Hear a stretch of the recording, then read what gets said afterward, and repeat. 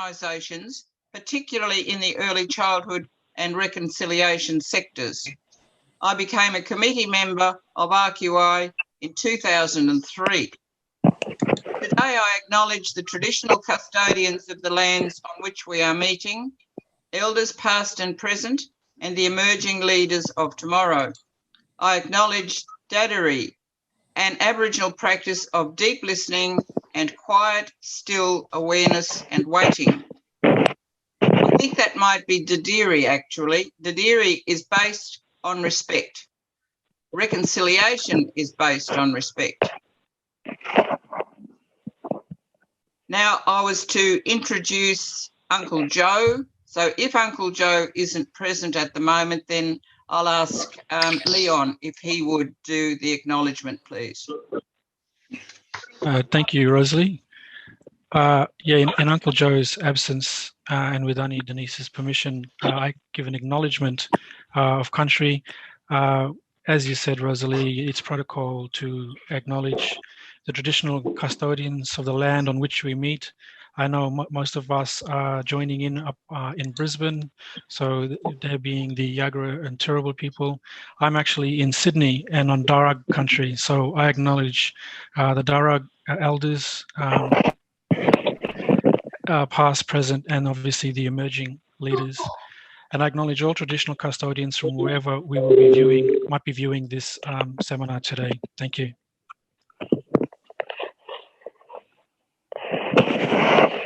Now, Linda, did you have any more protocols?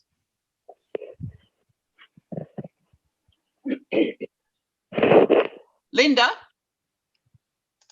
Oh, she's... No, I didn't. No more protocols? No.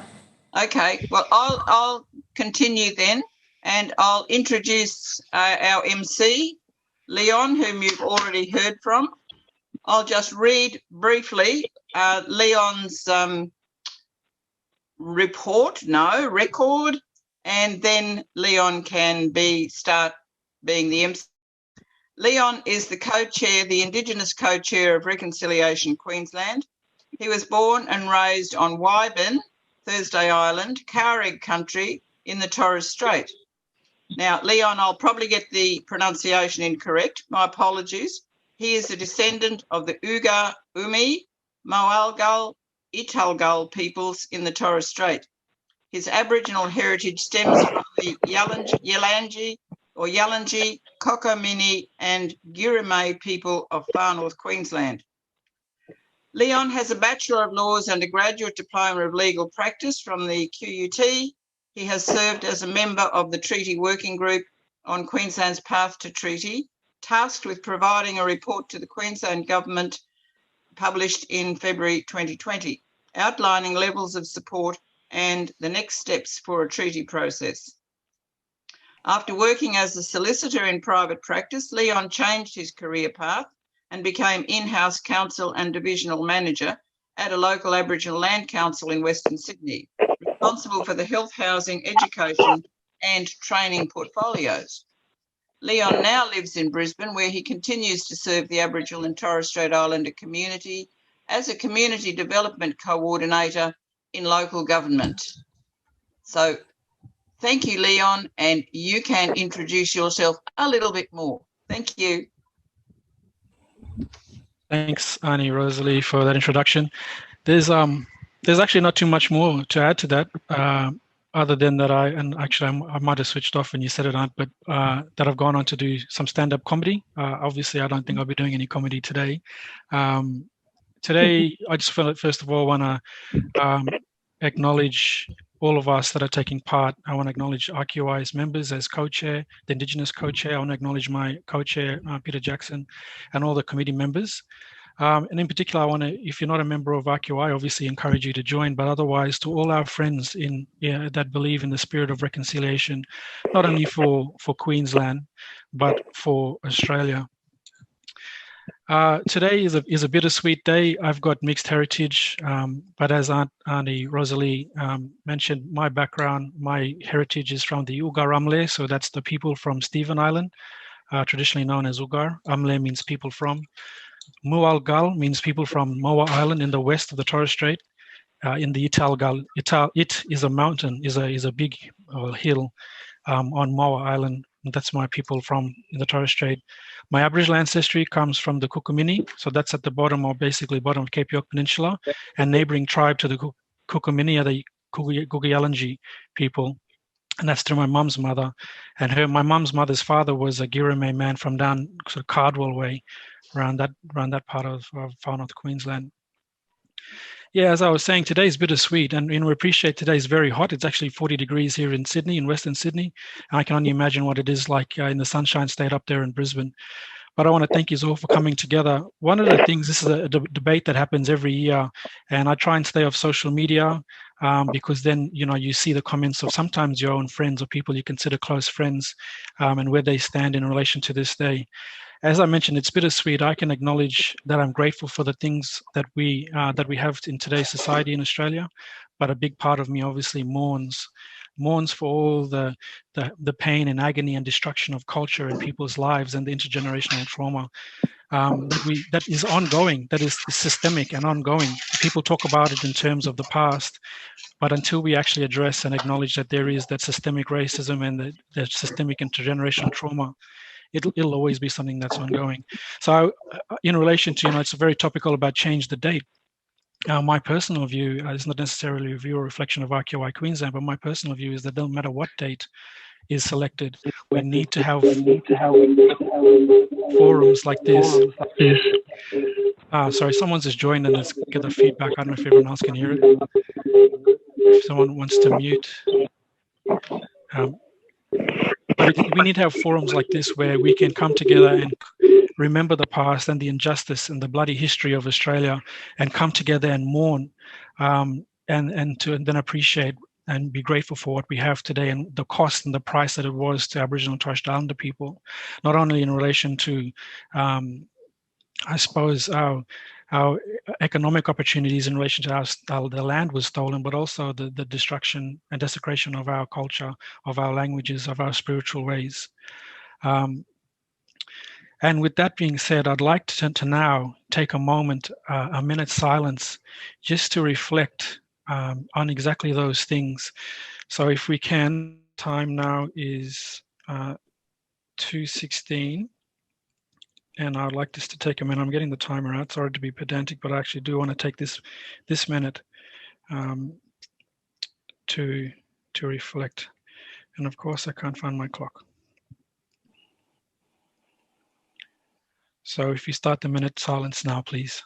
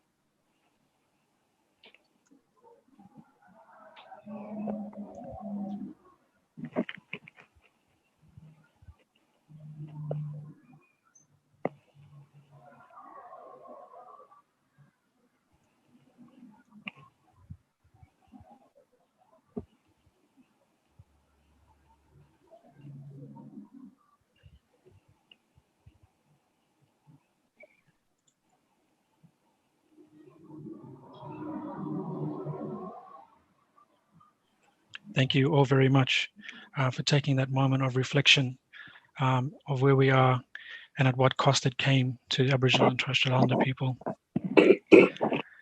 It is, we're a little bit ahead of time, but I think we're going to just move along anyway, because often with these things, the values are actually in the questions. So we're very privileged, I'm very privileged to be able to now introduce to you a remarkable lady, a remarkable elder, Aunty Lesley.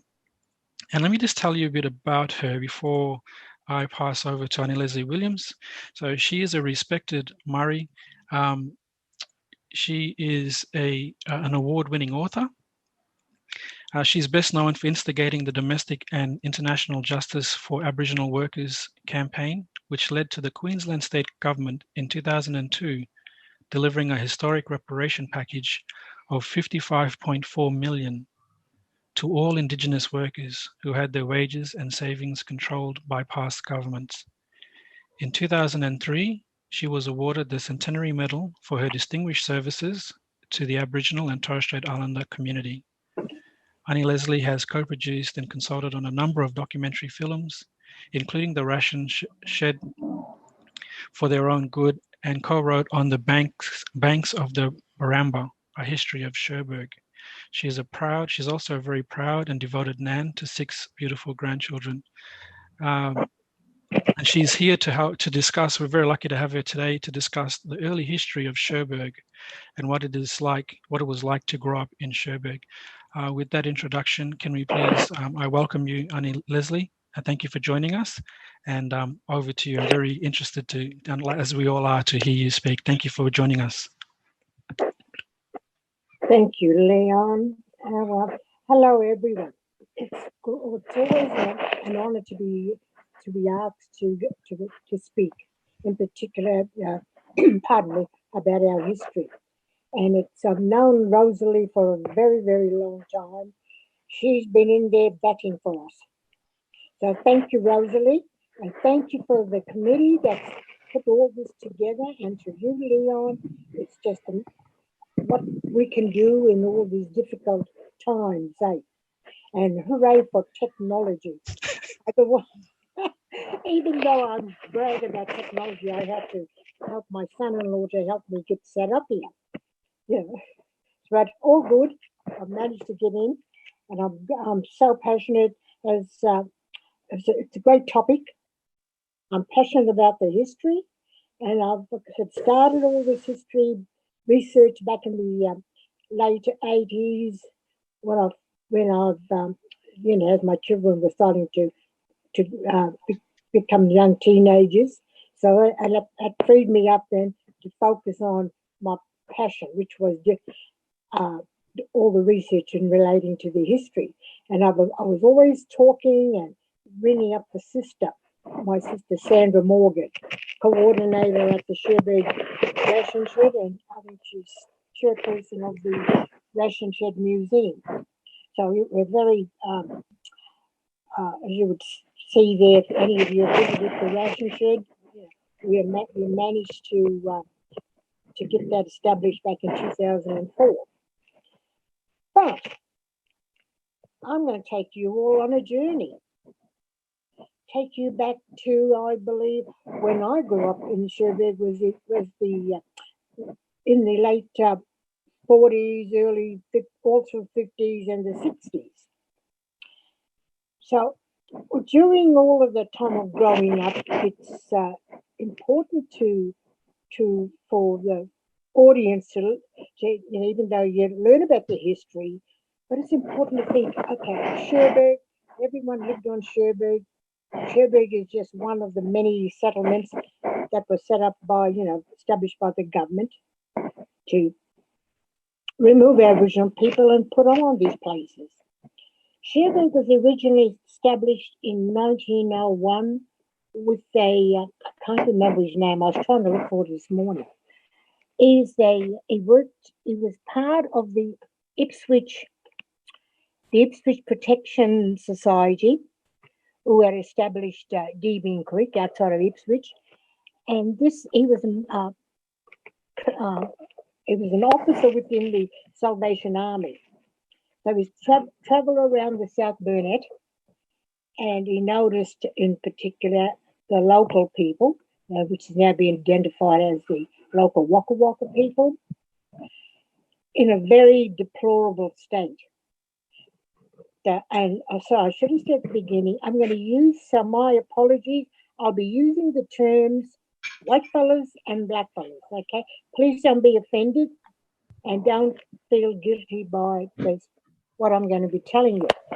So this is how I saw it, and I'm sure Sister Denise would also would have noticed it too, being the black fellas, and then of course the white fellas, and I'll talk more about the white fellas as I go on in my talk.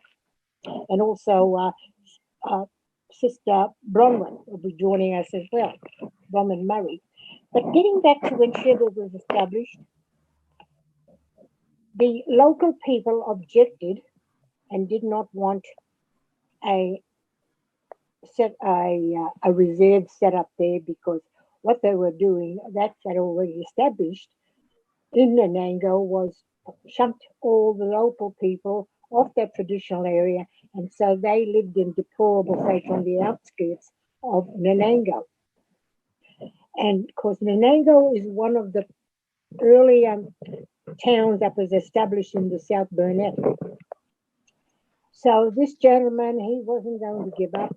He then travelled northeast, and he on the way to Mergen, and he first saw an area there outside of Mergen, just northeast of the township Mergen, to establish some sort of reserve to care for the local traditional people. But he noticed that the water supply wasn't sufficient, so because in his journey he must have been talking to a pastoralist and all that, but he told him it was the local brothers, I can't think of it, the Moore brothers, who gave up part of their lease called Baramba Station. So if you've ever been up to and visited Cherbourg, if you're travelling up through Blackbutt, if you're from Brisbane going up through Blackbutt and coming through Yarraman and Nanango, and before you get to the turn off that takes you through to the wineries there. So while you're driving through that winery, so just bear in mind now how massive this pastoral station was, because the actual homestead is if you continue on the road without turning off to go to the Joe Biocchi Peace and Dam for all names, towards the Mary, you would notice to the right, it's hard, unless you know exactly where it is, you would miss it. The actual original homestead of these pastoralists. But anyway, getting back now to Baramba, hence the name Baramba Mission, Baramba Station. In the owners of that pastoral station, they were then objecting to. There was a lot of confusion with the mail. There was a mail that was for the Aboriginal settlement being sent to their homestead, and vice versa. So then in 1904, when it became fully established, but the government now was starting to, with the Protection Acts, start to move Aboriginal people. So there were people from Kilkeevan, Gameri, and all around the South Burnett area, all living there now, because that was the only place where they felt safe. So then there were a lot of, before Cherbourg was established, or Baramba, there were other settlements established or reserves around the state, originally set up to protect the local traditional groups. And one place in particular was a place called Dooranda. Dooranda is out southwest of Woodford. It's out towards past the Woodford showgrounds on the way to the Woodford Correctional Centre. So Dooranda was there, and then the government decided to close that Dooranda down, but also Dooranda was made up of people who were also removed from around Queensland, and including that group of people from in Dooranda were my great-grandparents. We've discovered Grandfather Jimmy and Granny Annie Flowerbag on my father's side. So they were my my father's grandparents. So just, if you can just think now, during the outside of Woodford, and Woodford, the distance between Woodford and Cherbourg, quite a distance, isn't it? That, you know, when we're leaving Brisbane, it's about 3 hour trip in a nice 4-wheel drive, air-conditioned car. But those old people, they actually walked. So it would have taken them a couple of weeks to walk. But the elderly and the mothers with young babies were put on the train at Caboolture, and they sent them up to we call it Gympie. Before then, they were trucked, put on the trucks, and then transported them to Baramba.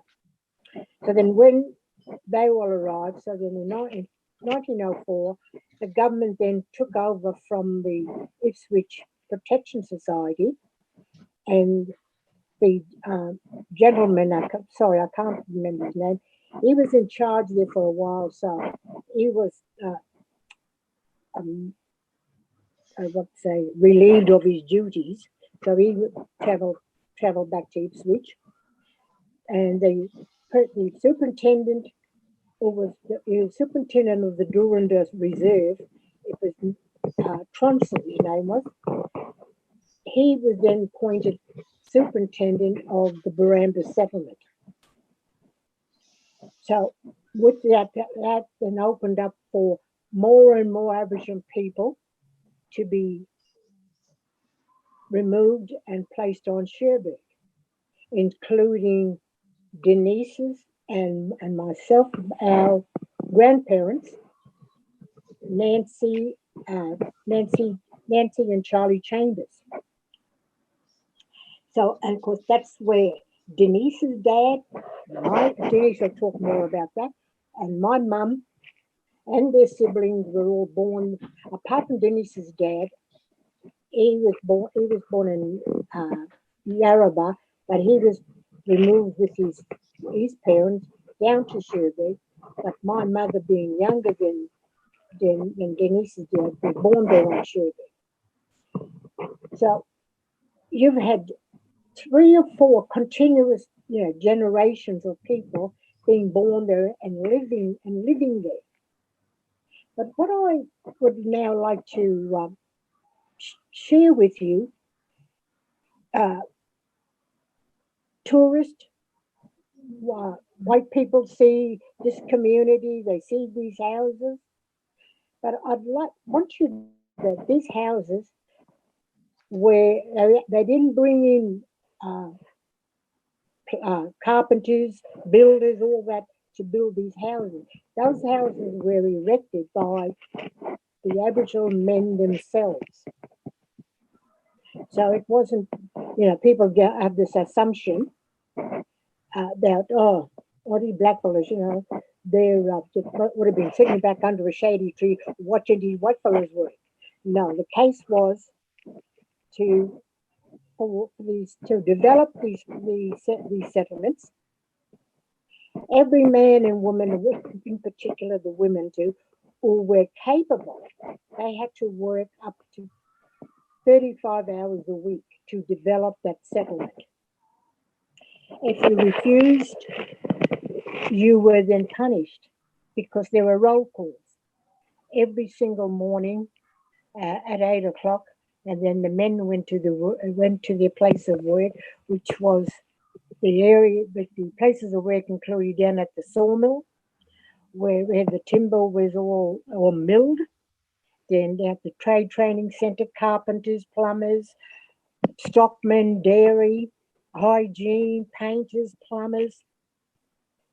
You had all those men working on this on Cherbourg, and they worked from 8 o'clock in the morning till 5 o'clock in the afternoon. So that worked. So that was for the Pardon? There was anyway. So, like I said, for the development of the settlement, they had to work up to 35 hours a week. But it turns out they worked 40 hours. Some would have even worked on the weekends. And for the 35 hours they worked, were entitled to so-called free accommodation and free food rations. And the women also worked as well. They worked up at the hospital. They worked down at the white officials' homes, working in the cleaning, doing housekeeping, cooking, looking after the children. Same with the some of the men did work, gardeners, yardsmen in the white officials' homes, including the hospitals and also in the dormitories and in the nurses' quarters. And then You wanted that? sorry, I can see someone there. Who's that? Peter. Hello, it's Councillor Bronwyn Murray. How the cat yours? Hello, Bronwyn. I couldn't see him. Put my glasses on. Yes. Hey, sister. Good to see you. Yeah. Anyway, so I just got the door. with that 35 hours, they said, then they were entitled to the free ration. So rations were given out every Monday morning, food rations, dried food rations, which was flour, tea, sugar, rice, sago, split peas, green peas, salt, washing soda, bars of soap, and treacle. And twice a week, raw meat was given out. So that was for working the 35 hours. Then so because 35 hours a week, and of course, like I said, they were worked 40 hours. So they then once a fortnight received their so-called wages. So that's how the government were able to get away with paying them the less amount of money for their wage. So, for instance, a head carpenter, and I recognised his name and I recognised the family. So that uncle would have he had about 8 kids. Then he received £7, 10 shillings for work for the fortnight. So that in today's term, that's roughly about, say, if you convert that to dollars, $15 for the week, for the fortnight. So that's when they are able to buy what I'd say luxury foods, like stuff from the foods that the mother would buy from the government store. So it was strict. You weren't allowed to leave, and you were unless you had a permit. And of course, you had to get a permit then for those who wanted, to visit. The emphasis on the settlement was to train us to become. All the girls would be trained to be domestics, where we had 12 months training at the domestic sites to prepare us for outside labour. Same with the men. They either did the young boys.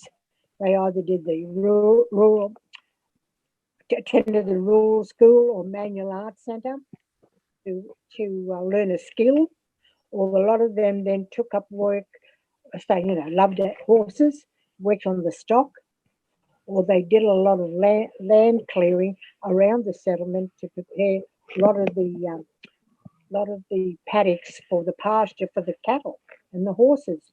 So then, with those skills they acquired while living on Cherbourg, they were then sent out to work as farm labourers, doing land clearing, all those types of work for the pastoralists and the local farmers throughout Queensland. So we all talk about we went out to work, but as Leon said earlier, because I'd gone out in the early 1960s, but then received pocket money. But I've always in the back of my mind was, what happened to my savings that was supposedly sent back to Cherbourg and kept in trust for me? So that's what started me then on a campaign for the return of it. It was a campaign that I wouldn't have been able to do without the support of non-Indigenous people and a lot of the elders. They all came on board, and they were keen. They wanted to make sure, this is just disgusting what had happened to Aboriginal people. What can we do to help? So there was always something there. I'd always make sure everyone had a job, or even if it was taking around petitions and getting people to sign these petitions or signing these letters that was already drafted and to be sent to the minister. But look, it's only now that we recently found our voice to be able to speak out and share our history with us. It's been a long journey, but a very fruitful journey and a rewarding journey.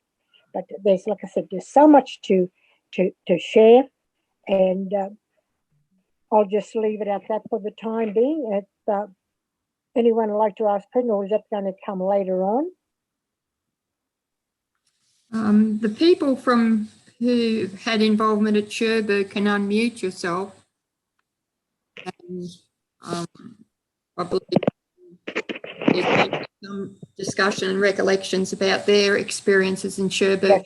Oh, okay. Yep. Sorry, I didn't. I just found my run sheet. But yeah, like I said, it's been a long journey. But look, everyone's saying it's been terrible. But look, I had a happy childhood. We were well cared for, looked after by our family members. And our parents knew, because they grew up there, and our grandparents knew how strict it was. But if you just obey the law, don't get into trouble. That's as in you had no choice but to obey. That the regulations that was implemented by the government, and while it might have been tough for us, there was also a lot of good white officials. The white officials, there was, some were out to, they had to obey the rules too, because their job was there to make sure everything was in place and monitored and administered. The one family in particular, he was the hygiene officer, Mr. Pascoe. Mr. Pascoe was the hygiene officer.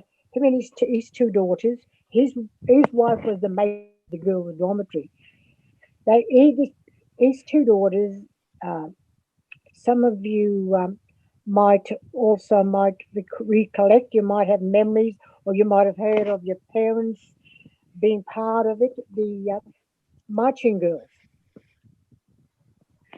So they established the Cherbourg Marching Girls in 1957, because their two daughters, they were part of the Mergen marching teams, and they thought, well, let's see if we could establish some teams here, which they did in 1957. Of course, look, there were so many girls keen to want to be part of this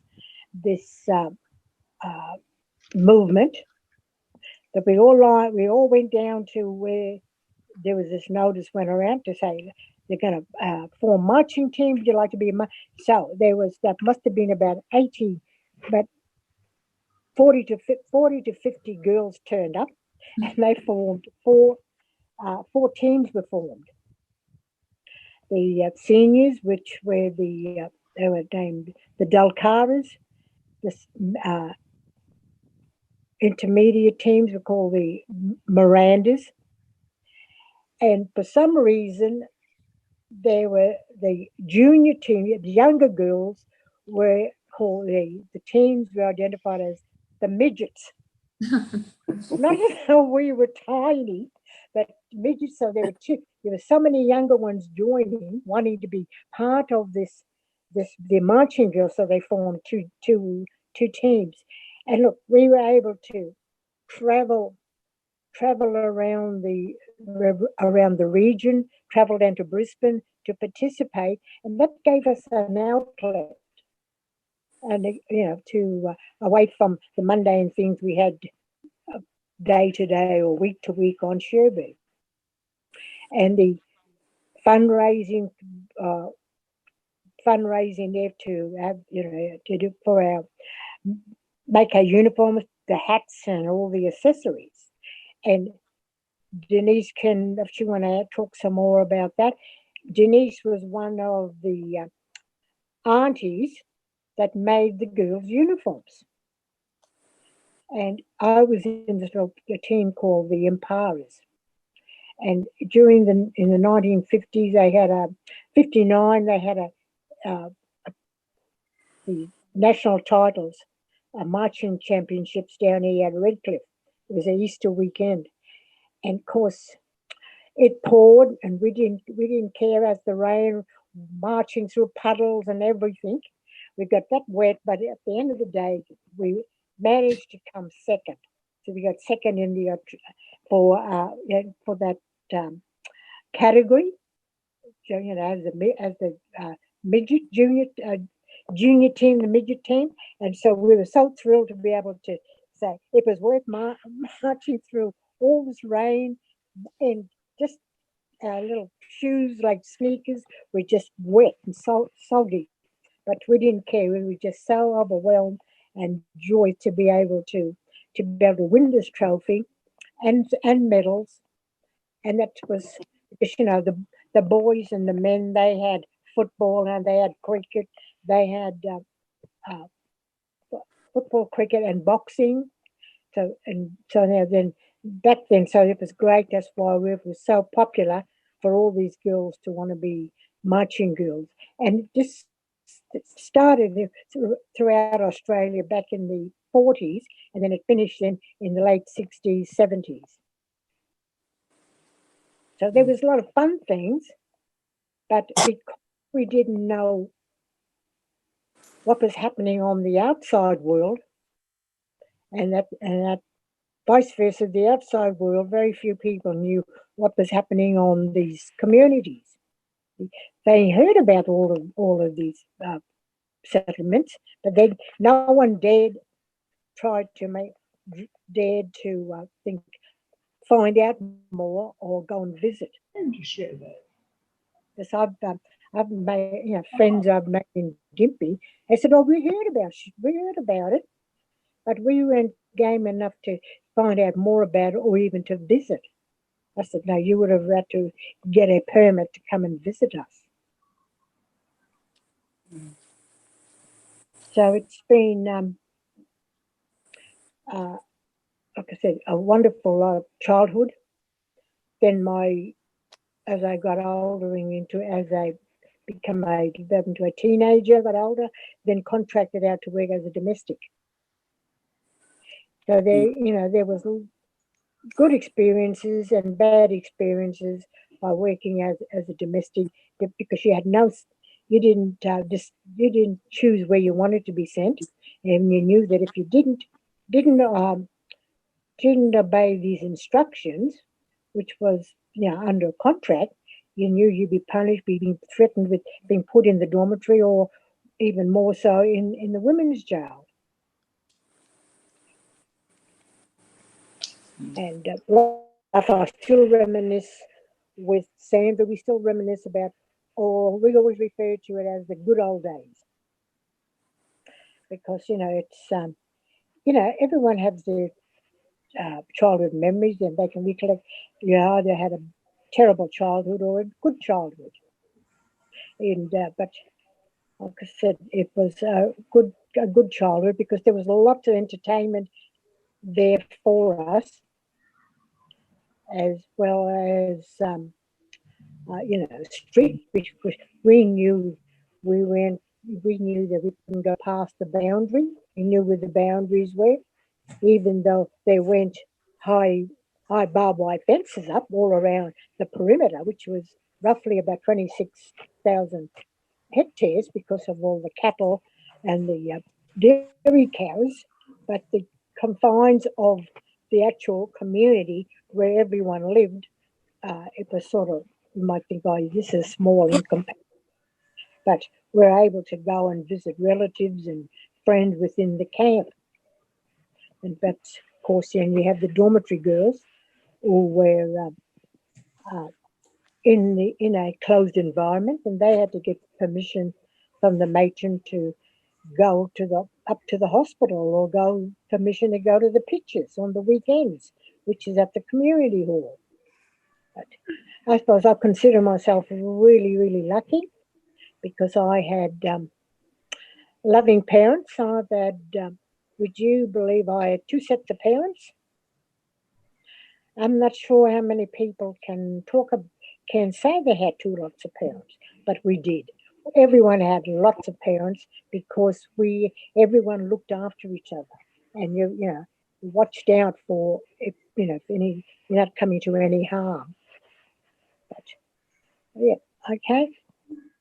Awesome. Thank you very much, Aunty, for sharing that very personal and insightful yarn with us all. Sorry, Linda, were you going to say something? Oh, sorry.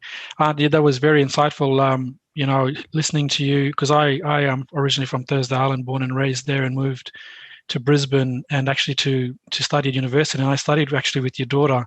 She was a year, I did law, and she was a year ahead of me. So I met Tammy. Tammy, yes. Yeah, I met Tammy there. So I know her from back in them days. Yeah, she's obviously gone on to do great things. And I'm very proud that I know her. And I was listening to your background. I thought, oh my goodness, this Leon. Oh, he's. I better be nice to him, because he'll spit on that. No, all good. Congratulations. Thanks, Aunt. Awesome. Yeah, no, thank you very much. I'm sure that I've got a number of questions, and we will save the questions to just a little bit later. So again, thank you, Aunt. It was a privilege to have you with us today to share your yarn. Thank you. So it's again my pleasure to introduce now our next speaker from the Cherbourg Council, Councillor Bronwyn Murray. I want to make special mention and a special appreciation. It's something that we really value your time, Councillor. We understand it's a public holiday, and it just obviously you're going above and beyond in your public role as councillor to come in and sit and join us today, Reconciliation Queensland, and reflecting on the day and the sentiment of the day, and carrying on from Aunt's yarn there around what it was like. My briefing notes here are saying that you will share with us the vision of Cherbourg, where it is now and what the vision is moving forward. I have massive respect, like I do for local councillors. I have a background of working for 3 local governments, and I know how important our councillors are to making obviously development within communities. So again, special thank you for joining us today, and I'll hand over to you, Councillor Murray. Thank you. Thank you, Leon. Can everybody hear me? Yes. Yeah, all good. Okay. Well, first and foremost, I'd like to take this opportunity to acknowledge the land, the Waka Waka people's land, in which I speak from today to you guys, acknowledging also our ancestors and elders from the past, present and emerging. I also want to say I feel privileged to be here to speak as a community member and as a council representative on behalf of this webinar, and I thank Aunty Lesley for the invitation. Well, today, as we all know, is a significant day. Today known to all of the First Nations people of Australia as Survival Day, a day of remembering when 12 fleets came to our shores that arrived at Botany Bay and took over our land, culture and traditions, proclaiming our eastern shores. It's the land that was taken by the English, and which they called the land Terra Nullius, and meaning no man's land, which we know wasn't of any truth at all in the past. It was also a time where we remember the poisoning of our waterholes, and where massacres were performed, as well as treason acts. Our people were segregated, penalised in colonies, used our people as slaves, and destroyed everything that they basically touched their hands on. Moving forward, we are here and we have survived, and we continue to fight, not as only as a council, as a community, as a nation, but no matter what we're doing at a community level, we're always fighting some sort of a battle, whether it be at a local, state or federal government position. So Cherbourg Aboriginal Shire Council to date, we basically hit the ground running. This is my first innings with being a member of council. We started and was sworn in back in March, early April last year, and obviously COVID was very active, and we had to barricade our community off and protect our community because of the low immune systems within our elders and the chronic disease clients that we had within the community to keep our community safe. So that was our first and foremost thing that we had to do when I stepped in as a council member. Just around the corner. So since going through all the trials and temptations with COVID at the time, we even had our battles there, you know, because we had the army to deal with, and we also had the World Health Organization to deal with as well. And on a daily basis, that things were changing, whether it be hourly or whether it be daily. And it was so frustrating that the communication just wasn't effective at the time of COVID. And so we stood our ground as council, and we told them, we told basically the World Health Organization how we was going to operate out there, because we felt like we were being dominated. We felt like we had to pay for all the setting and stuff up out there, which we you know, we did cover some of those costs, but a lot of those costs. But when we said we couldn't afford it no more, and that, you know, we had to get other arrangements in place and so forth, and then a lot of other changes had come in. Where we are today, like our most important agenda is around community safety, sewage and waste, as well as a lot of the other stuff within council. So we also came in with a crack within our water tank, which is our main water supply to the community. We were so fortunate to have a government rep at the time, which was Claire O'Donnell. She came and had a look at it, and we attached to funding straight away, something that can take up to 5 to 10 years to attach to, but because of the significance and because our community people wasn't getting clean water and stuff like that, she made that decision there and then on the spot that we'd attach to that funding. And so we're working on getting new tanks in up at our water supply, where our main water supply comes to the town, because everybody isn't equipped with a clean tank to have clean drinking water.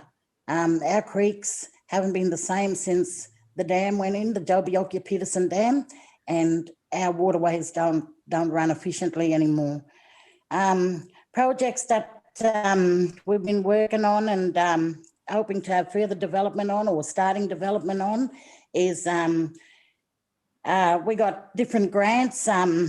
the historical precinct upgrade, building maintenance is one. We've got our town pathway, our pathway to town, which will begin late February, early March, hopefully, if things go according to plan. So that'll just be a pathway so that community people can use that as a pathway to walk to get to town. Even people on bicycles or scooters can use that pathway to get to town. It's just more safer way, I should put it, because yeah, there's been a lot of sightings of different stuff within the pathways into town. We've got a sports centre upgrade happening where that'll equip for youth of the community, whether it be any sport that they're playing over there. We've also got a top layer of the oval that will happen, and a new, we're thinking about how we're going to do the sprinkling system. We don't want it to be underground because we had an underground one in the past, and that either got trotted on by cattle or horses,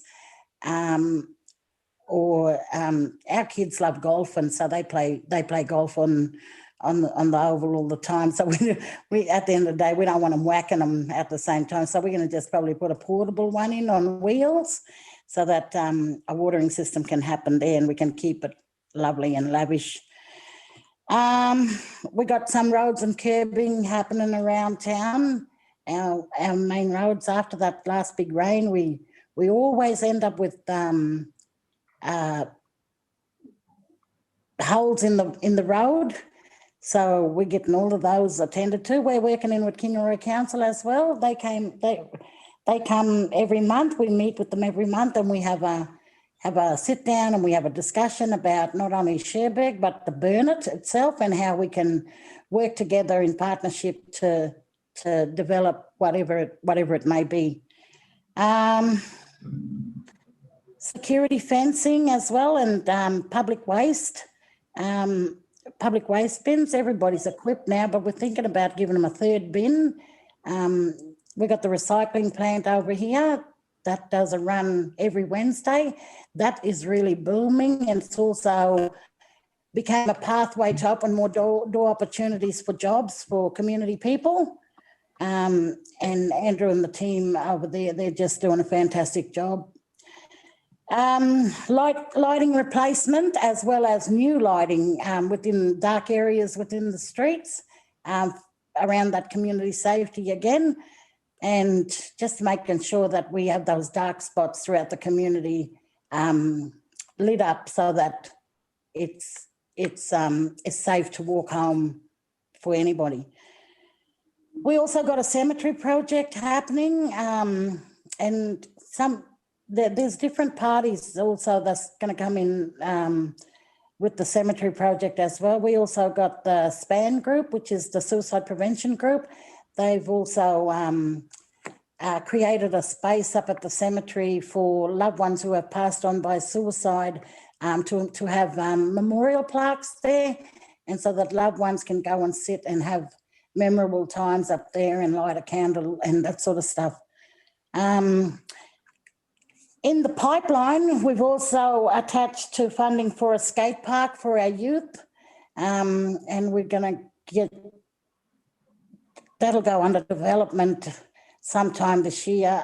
We haven't got specifics on that yet. We also got another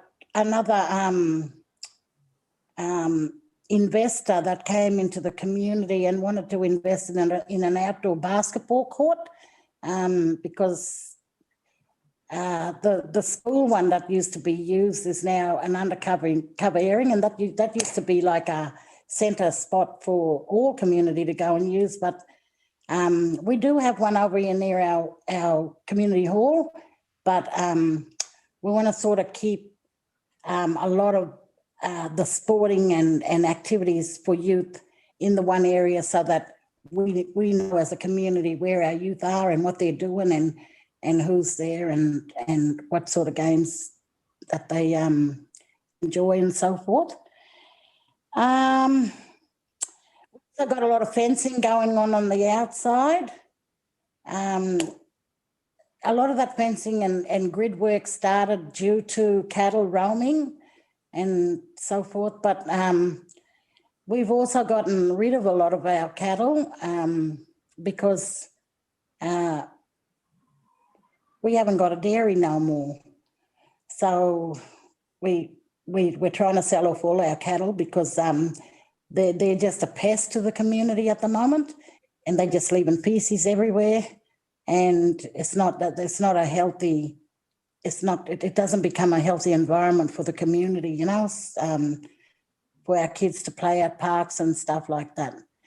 Other discussions that we have been having is we want more things for the youth within the community. So we've been talking about what sort of activities and other venues that we can have within the community to entertain our youth.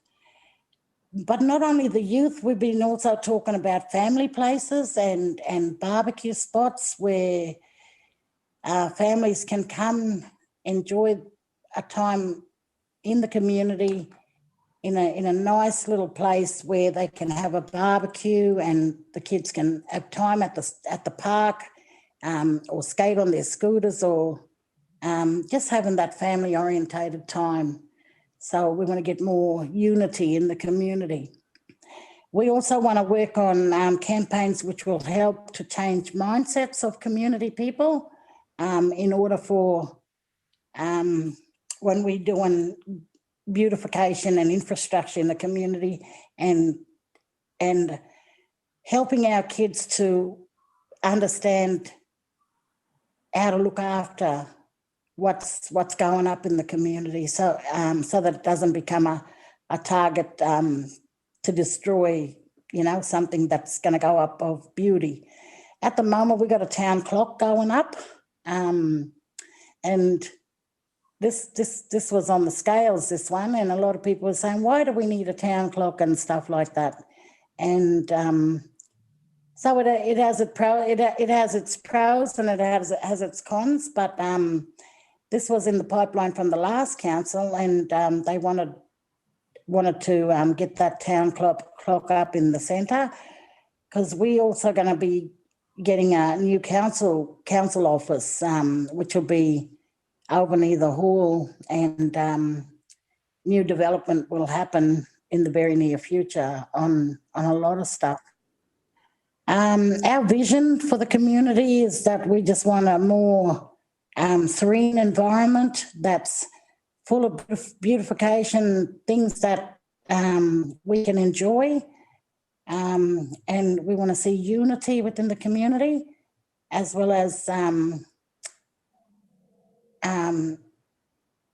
no more domestic violence, you know, so we're doing domestic violence campaigns as well, where we want to stamp out the violence altogether.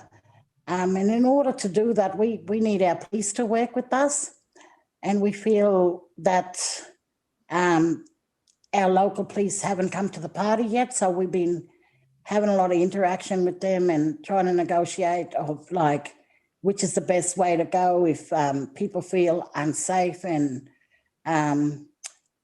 so the police have given us some indicators of which is the best channels to take when you're contacting the police and so forth.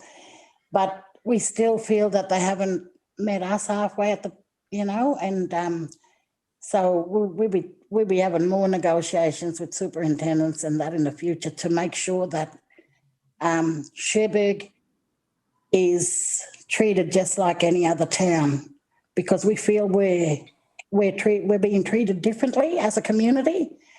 And an example of that is there might be a child riding a motorbike with no helmet. You know, if that was happening in Mergen, that child would get pulled up and would get fined. It's not happening out here. Our police may play a blind eye to it if they see it, or and they just take too long to attend to a street fight or something, any domestics really. So we have those dramas with the police at the moment, and hopefully we could come hand in hand and rectify a lot of those issues that come under the policing area.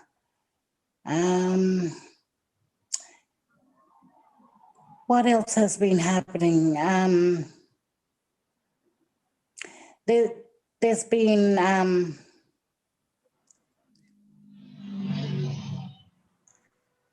we also looking at there's been a lot of talk around tourism.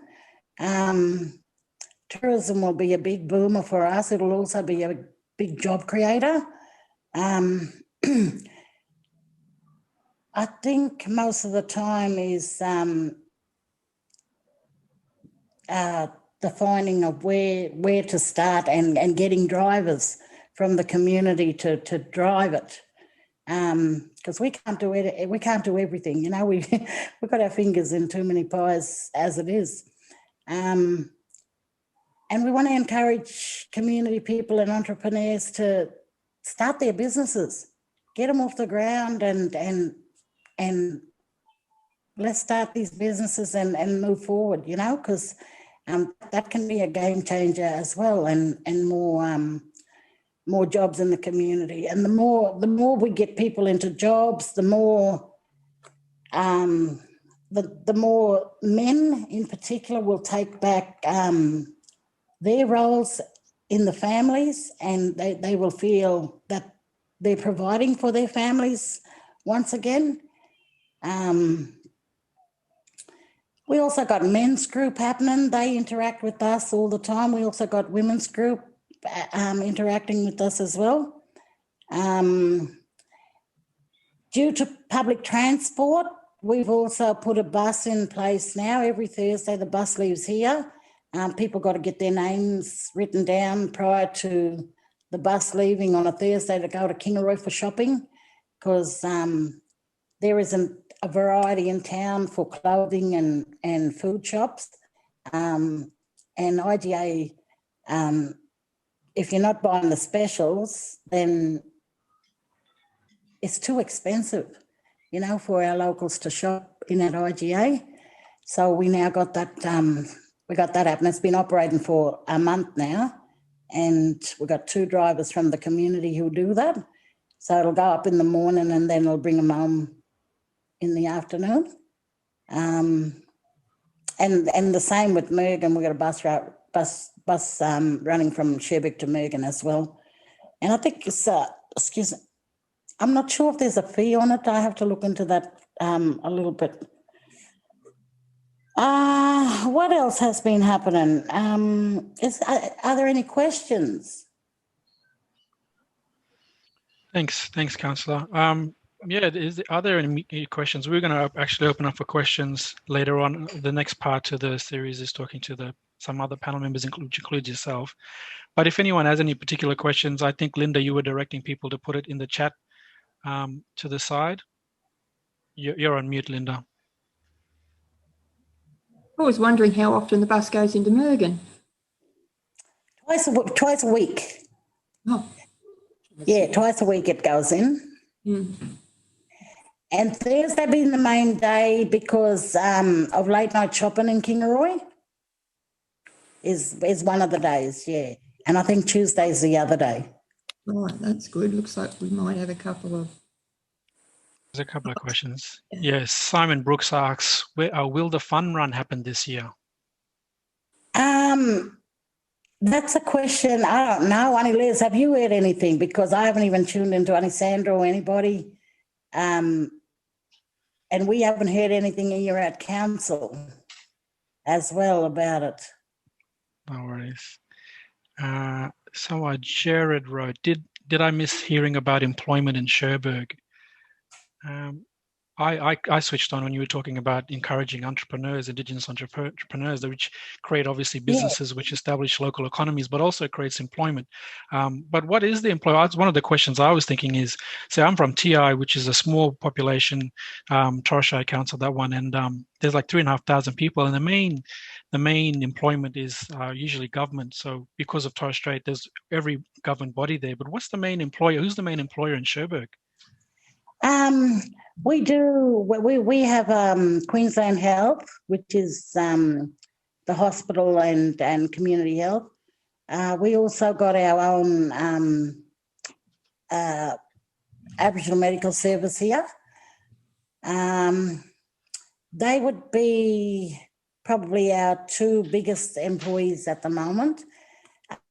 And then we try to open up as many opportunities as we can within council as well. So that three of us for the time being, because the others are just smaller, like smaller businesses. Yeah. And they can only take on, 4 or 5 staff. Yeah. Oh, and we got the recycling plant as well. That's opened up. Like, it used to only have 6 workers there now, but it's now got about 28, I believe, 28 Deadly. workers over there at the recycling plant. Yeah. Deadly. What's the population there, Aunt? It fluctuates. We got usually a lot of people don't participate with the census as well. So we always say that there's 1,500 in the community at any one given time, but a lot of people are moving all the time and going back and forth. So it can fluctuate between 1,500 to 3,000 and then 2,000 and up and down it goes. Yeah. There's a question from Aunty Rosalie of the city. Reconciliation Fund Run. Can you tell us about that? Yeah, the Reconciliation Fund Run was founded by the Ration Shed, and it's a deadly event that they have where everybody comes and signs up, and we have people from all around, even like groups and other services from like Hervey Bay, Maryborough, Rockhampton, Townsville, Brisbane, and then our locals here in Cherbourg, and Mergen and Wandai, and all the way through in the South Burnett, where they come together. They start off in Mergen, and they can either run, walk, fast walk, whatever, from Mergen to Cherbourg. And when I've been witnessing the reconciliation runs, it's a time for sharing. It's also a time of gathering and getting to know others, and vice versa. We have a lot of the runners who don't come from the community, but they get to ask questions about the community or about something that they might have been of interest in. And then we have a big feast, usually a sausage sizzle of some sort or a barbecue, and some entertainment, and then prizes are given out to who come first, the oldest runner, the youngest runner, so it's, and people dress up, people paint themselves up, and they really, some of them get really involved in it and really enjoy the day. That sounds really, really deadly. That's another question here from Angela Gamble. It says, you mentioned that the building tourism was part of the vision for Cherbourg. Are there any cultural tours running which are hosted by local Indigenous people? No. Should be. It's on the agenda though. This is where I speak about it's planting the seeds with people who could do this sort of stuff, and it's getting them to get self-motivated to drive it. Because we can't do everything as council members because we got too much on our agendas. Yeah, as much as we'd like to, but yeah. Yeah, no, totally understand that. Unless there are any other questions, we might keep. Yes, sorry, Peter. Sorry, Leon. I'd like to ask a question if I could. I've enjoyed going to Cherbourg for the fun runs for some years now, and I have strong memories of Robert Di Castello with his Indigenous marathon runners arriving there a few years back to run in the fun run, and they'd come fresh from New York, where they ran in the marathon run in New York to the community there, and they thoroughly enjoyed it. And I know that Robert Di Costello was very passionate about having these sorts of events for First Nations kids in communities in particular.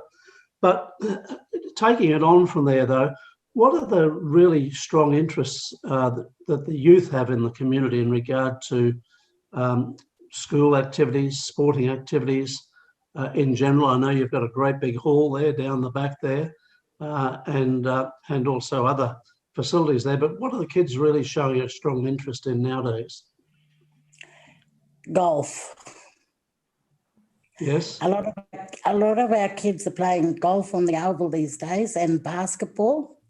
And you've got the girls into netball. And some of them also like volleyball. Right. Cricket is another one too. A few of the young lads play cricket on the weekend and in the competition. Yes. Okay. Oh, well, that's good. They're good general activities. I know that I'm out of an older generation, but I do remember the Cherbourg rugby league teams were renowned for providing excellent players, and I think the likes of Lionel Morgan and people like that. I believe he was from that area, but there are others who are very, very strong in football, rugby league. But I was hopeful that the young people in the community had broadened their opportunities in that field. We still do have junior league, and I believe we need to be a little bit more proactive in supporting the junior league, because we do have a lot of talent within our young kids and that's male and female, who can just play football, without being coached. And they're just well talented. And it goes back to what Aunty Les was saying before, Cherbourg has produced a lot of well sporting people, that come from this community.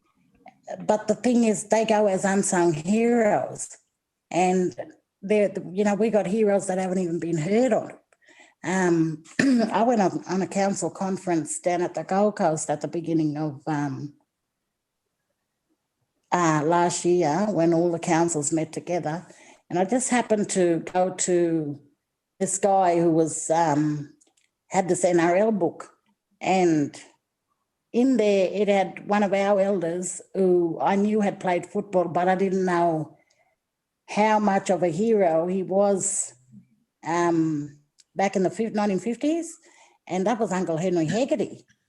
And and they had a big spiel of it in this book that you wouldn't even imagine that it would have been in there, and photos and everything, because he played for a team down in Brisbane. I can't remember what the team was, but I was so proud to just see that in that book. And I brought that back home and I showed it to my husband and a lot of others within the community to say that, these are the stories that have gone untold. We only hear in snippets of a story. And if we go back to, the old Uncle Harold Blair days,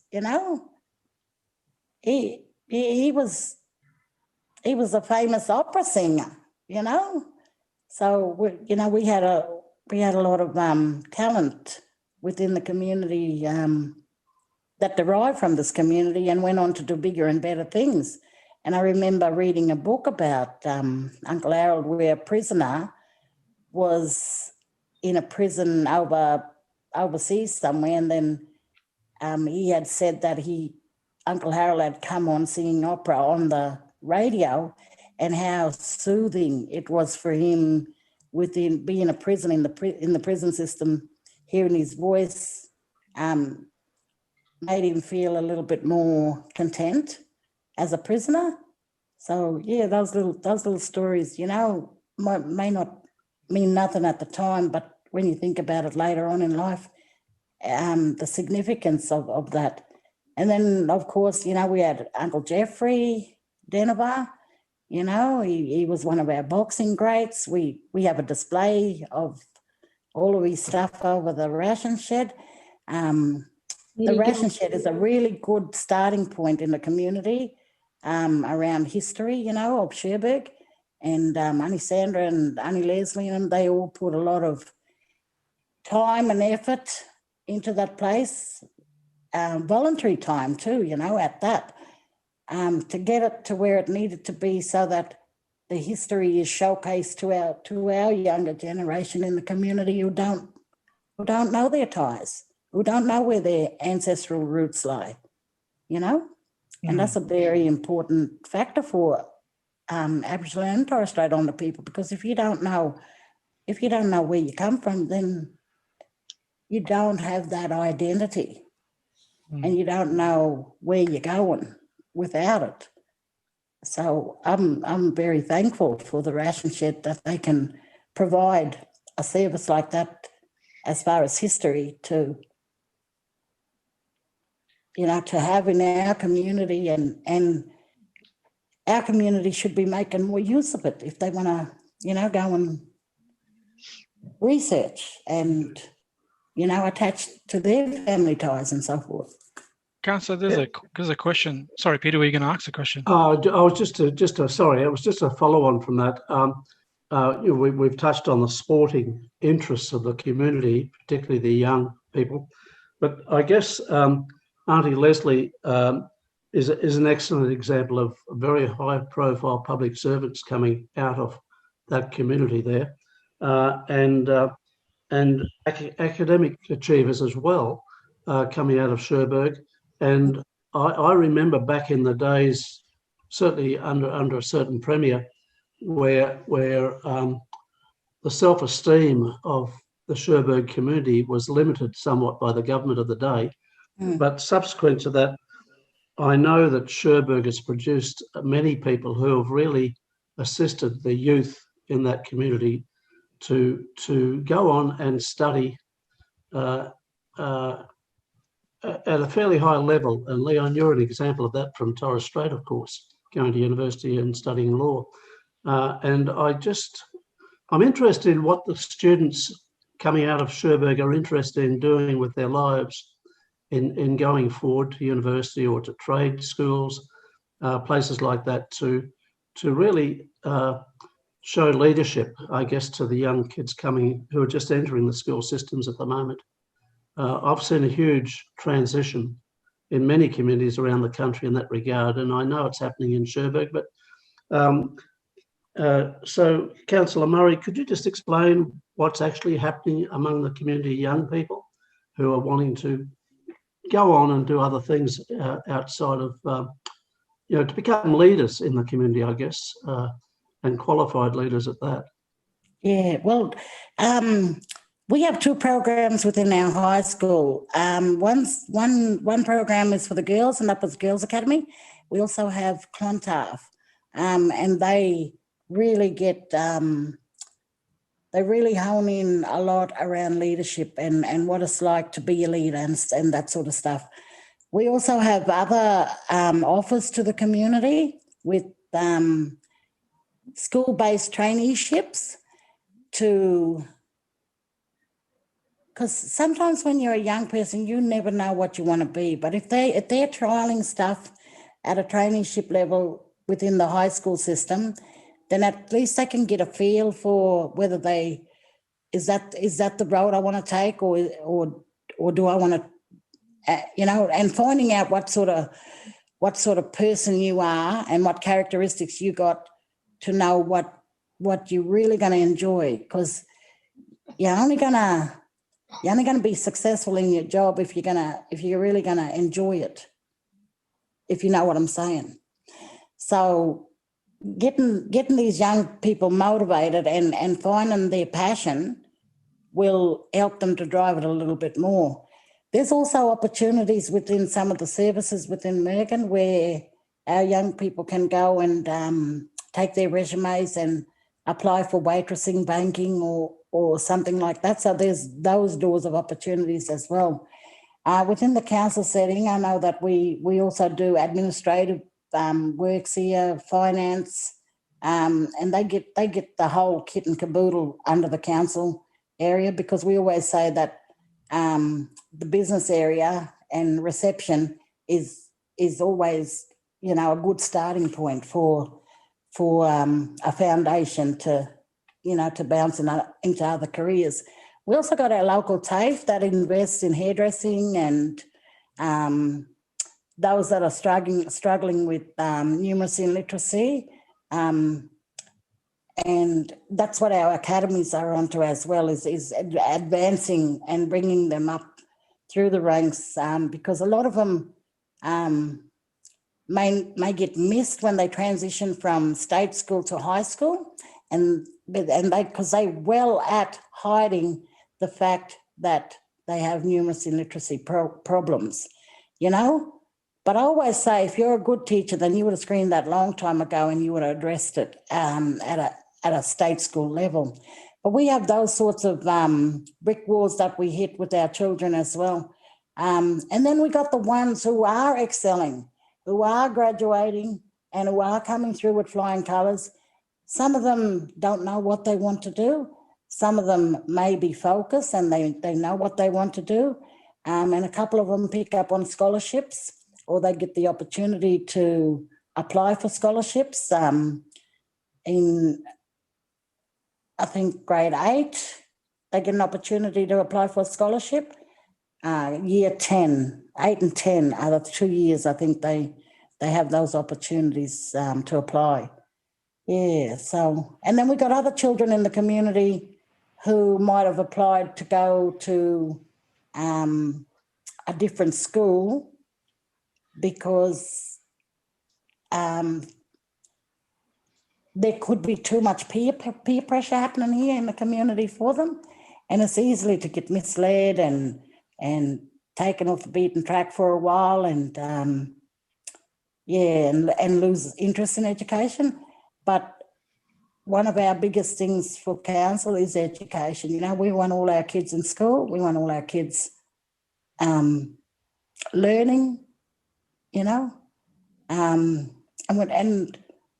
we also been talking to like the principals of Megan State High School in particular and Cherbourg State School to say, hey, we know at a community level if someone's being disengaged because they're just not tuning into school.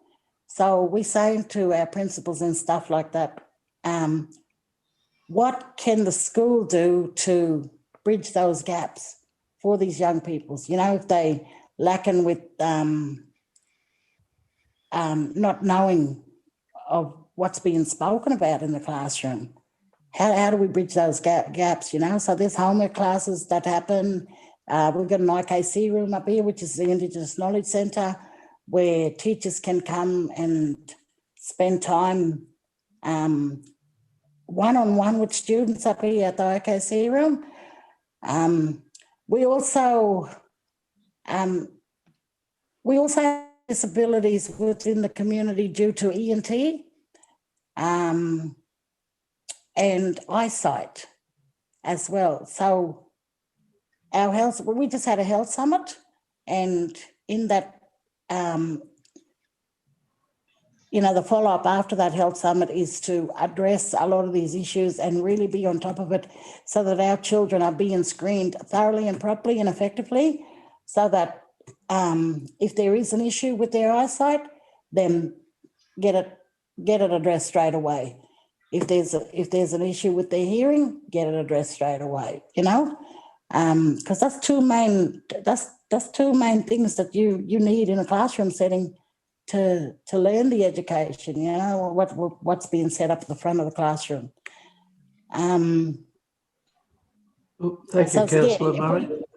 Yeah, look, I should also acknowledge the hard work done over many years now of the community education counsellors who come out of your community and work with a huge commitment towards educating the young people of your community.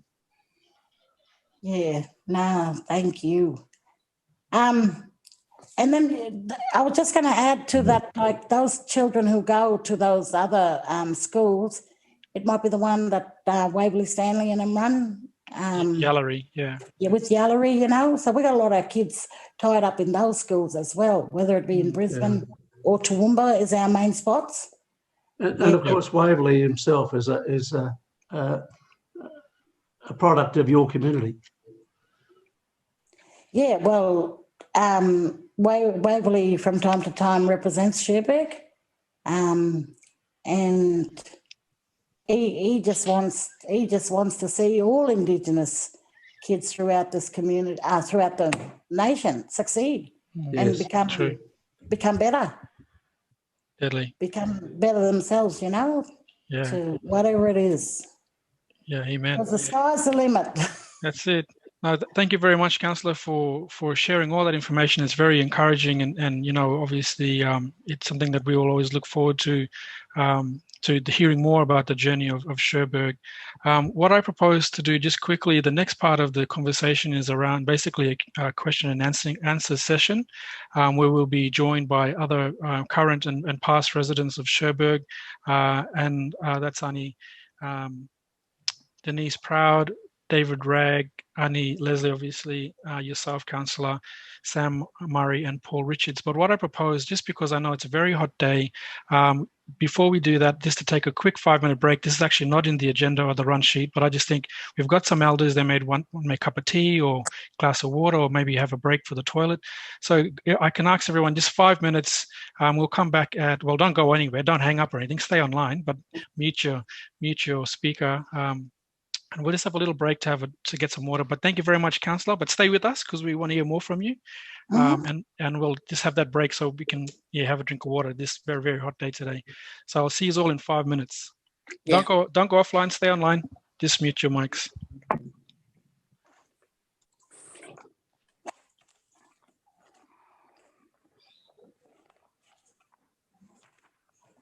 Okay.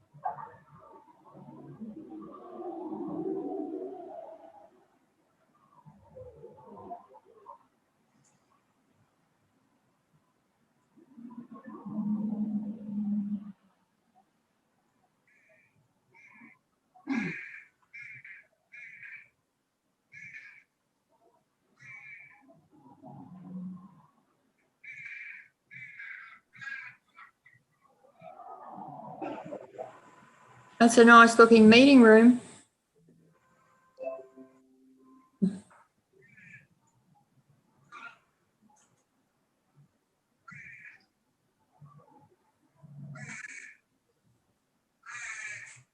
I can hear a bird.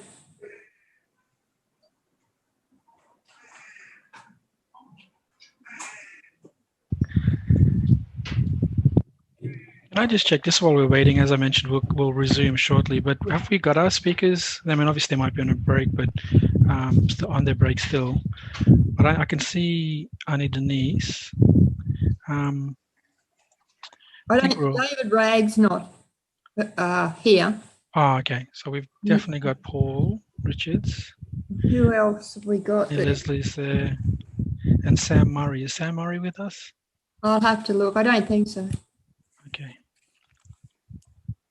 I think some people were replaced. Oh. Okay. Well, it's open anyway. If there's any, I'll say this when we resume shortly. If there's anyone else from the Cherbourg community that spent some time there or there currently to join.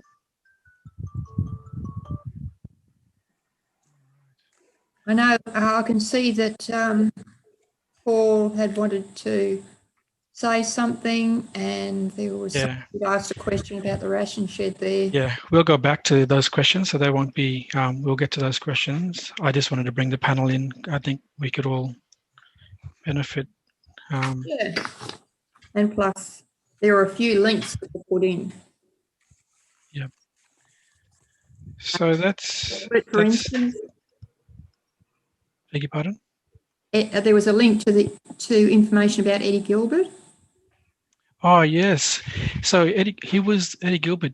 Now, my grandmother, so I grew up on Thursday Island in the Torres Strait, and I'll just tell this story while we wait. I'll give it a couple more minutes. But my grandmother is an Aboriginal woman, so she married a Torres Strait Islander man. Well, he was half Torres Strait Islander. His mother was from the Tiwi Islands. But she used to tell me as a kid, she used to say, you know what? There's only one fella that bowled out Sir Donald Bradman, and that was an Aboriginal man. And I was like, no, that's not true, Nan. You lie. And she goes, boy, look it up. And then years later, when I looked it up, yeah, sure enough. And she said his name. She said this fella's name. Eddie Gilbert. And I was like, my Nan was telling the truth. Not that I think my Nan's a liar, but I just was, the only fella to bowl him out was a black fella. I thought, that's deadly. For a duck, though. Yeah, I mean, sorry for a duck. Yeah. Yep, absolutely. Well, you know what they did to him? They never wanted, basically buried him and shipped him back to Cherbourg. Never to be seen again, I don't think. They couldn't have Donald stage. All right, I think we'll kick back off again. Leon, did you see the series of paintings that Ronnie Hurley did about Eddie Gilbert? No, I don't think I did. You need to have a look at those. I don't know whether they're at the art gallery or whether they have brought them together at the art gallery on occasions. Probably if you talk to Colleen Hurley, his wife. Yep. Colleen lives at Clayfield and she's from Cherbourg, and she would probably be able to tell you where those paintings can be seen. Oh, very nice. I'm good mates with Angelina, their daughter. There you go. Ask Angelina. She'll be able to tell you. I'll let her Okay. up. And she's in charge of his works. Oh, nice. Yeah, I'll have to ask her. Yeah. Well, we'll resume, ladies and gentlemen, Start again. for the next part of the agenda today, which is the question and answer session of past and current residents of Cherbourg to talk about their recollections and experiences of life in Cherbourg.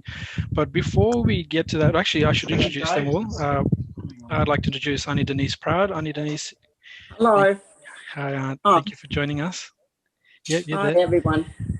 Also, sorry, Aunt, carry on. No, just thanks to the speakers. They were wonderful. Absolutely. Thank you, speakers.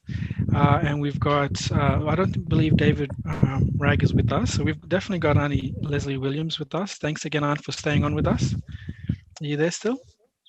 Yeah, Lesley's there. Undoubtedly. And Councillor Murray, thank you, Councillor, for staying with us. Sam Murray, is Sam Murray with us? I was expecting Sam to tune in, but I haven't heard from him. That's okay. If he joins us, we'll be grateful for his time. But otherwise, it's okay. We got you. So and Aunty Lesley and Paul Richards. I know Paul Richards. He's a mentor to my big cousin Kevin Smith. I met Paul many moons ago. You probably don't remember me, Paul, but welcome and thank you for being a part of the conversation. I'm here. Awesome. So what I wanted to do is just quickly go back, because while Councillor was speaking, there were some questions that I didn't want to miss. So let me go back. One of the questions, actually, there's a couple of links that just I need to mention. Besides the article on Eddie Gilbert, there was, Simon, did you post something about fundraising? RQI is encouraging donations to the Ration Shed today. To donate, go to, and if you see in the chat, it's rationshed.com.au/donate. One that actually relates to one of the questions that was asked. There was a question around what is the Ration Shed? Can you tell us about, what is the Ration Shed? Would someone like to explain what it was? And I think Aunty Lesley, you talked about obviously the rations, and then it's obviously a building that's still there. That's part of the historical story of Cherbourg. But if someone would like to talk to that question. Well, our ration shed is a historical precinct. The buildings itself used to be here when Cherbourg was developed, and Baramba, known as Baramba in those days, and the buildings that are currently there is the old boys' dormitory. We couldn't get the old girls' dormitory because that had gone through a fire and it got burnt down to the ground. And then got the actual ration shed where the rations used to be handed out. And in that particular part, the precinct is where they show films on residents of whether it be the boys' dormitory or the girls' dormitory, telling their stories. There's also a timeline in there where you could walk the timeline and do the readings on from where Cherbourg was developed right through, and what events had occurred and what happened, and the timeline that brings us right through to today. There's different tours that you could have, and they got sections within the precinct where the old style living. They got like the old beds that they used to use at the hospital. There's some old resources there, like whether it be cooking utensils or I did sight an old washing machine in there one day, but I don't know where that's gotten to, because it used to be in the boys' dormitory, but my eyes might be just playing tricks on me, and I might have just skimmed across it. But they got a sporting section there as well. And then they got memorial places. And it's just a nice little serene area outside where you can even book functions there, or you could have training over there. It's a nice little place where you can just go and do some arts and crafts, or there's women that join up every Wednesday and they go over there and do like sewing and crocheting and cooking even. They had cooking classes over there one time. They're also doing pottery. They got a new, one of the other old buildings that they just put in there, and they're doing pottery out of that now. And down the back is where they run what they call the hippie program. And that's a parenting program, teaching parents of how to interact with their kids, how to read with their children, how to pack lunches and how to make healthy lunches and that sort of stuff with the hippie program.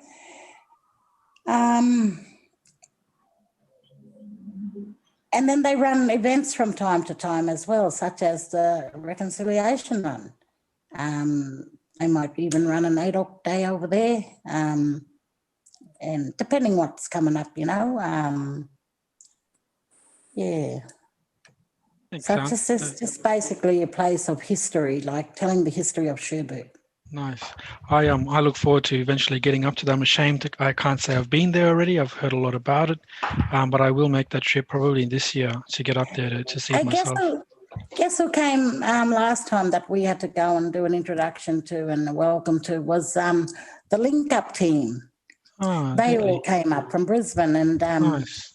yeah, they were pretty overwhelmed with the place, you know, and they believe that because they get a lot of Cherbourg clientele, they believe that they needed to come back and touch base with the historical precinct so that they had a foundation of and a bit of knowledge about to deal better with their clients. Yeah, which I thought was an awesome thing they did. Yeah, I was. Leon, can I ask a question? A quick one. Absolutely, Paul. Bronwyn, in Yes. that ration shed complex, is it correct that there is the manager's office that would have been the manager's office when I was there in 1971? Because I went, Don Davidson took me up there and didn't tell me about the permit thing. I got hauled down to the manager's office and had to stand there and be yelled at by this rat-faced little white fella who was the manager. And I was told that room is still, because it was the department's office, is part of that same complex. Is that right? I'm going to have to get Aunty Lesley because I do believe that is the office building. Aunty Lesley, am I correct? You're on mute, Les. On mute. You're still on mute. Well, Les Rag, have we? Where's Les? Lesley, you're on mute. Right, there you go. Yes, right, there you go. Yeah, okay. Paul, that is the actual superintendent's office. Ah. And the manager who would have spoken to you would have been Harry Mickle. Harry Mickle, that's him. Yep. Oh, Mr. Mickle. Yeah, Harry Mickle. Now, It was a shock to me, I'll tell you. and also in that, there's a table there, the original superintendent's table, his desk, and if you go over to the boys' dormitory in the elders' room, there's another table they managed to bring back, is the table where the original councillors met. There's a big photo of Uncle Chinny, Auntie Eva, who's still with us. Photo there sat around that big table. But getting back to someone asked the question about the ration shed, Sandra and I established that ration shed. We came up with the idea that as part of Cherbourg centenary celebrations, let's start setting up developing a museum. So which was the old ration shed. The ration shed, when it moved from beyond where the current police station is, it was located down in that area. Then when all that system, like the free ration, all that finished in the 80s, 70s and 80s, that was moved down to the sports ground, the current sports ground, and used as a area for the canteen. So then when, like I said in the beginning of my talk, I was always passionate about our history, talking and reminiscing, but we thought we now need to preserve it. So this was part of the when the torch 2000 Sydney Olympics, when they had the torch runners come through, go through Cherbourg and set up on the up there on the oval. So you might remember Rosalie, for before where the final runner was going to light the cauldron, it was set up at the showgrounds there. I organised with Anta to do all the sea of hands. Okay. So that was all, and there were so many supporters, volunteers who would travel from Brisbane, came up and stayed in there at St. Joseph's Hall there in Mergen, and they all came out, and we planted all these sea of hands on the oval for the last runner to run through. It sounds So fantastic. then it was. I've still got photos of it all happening.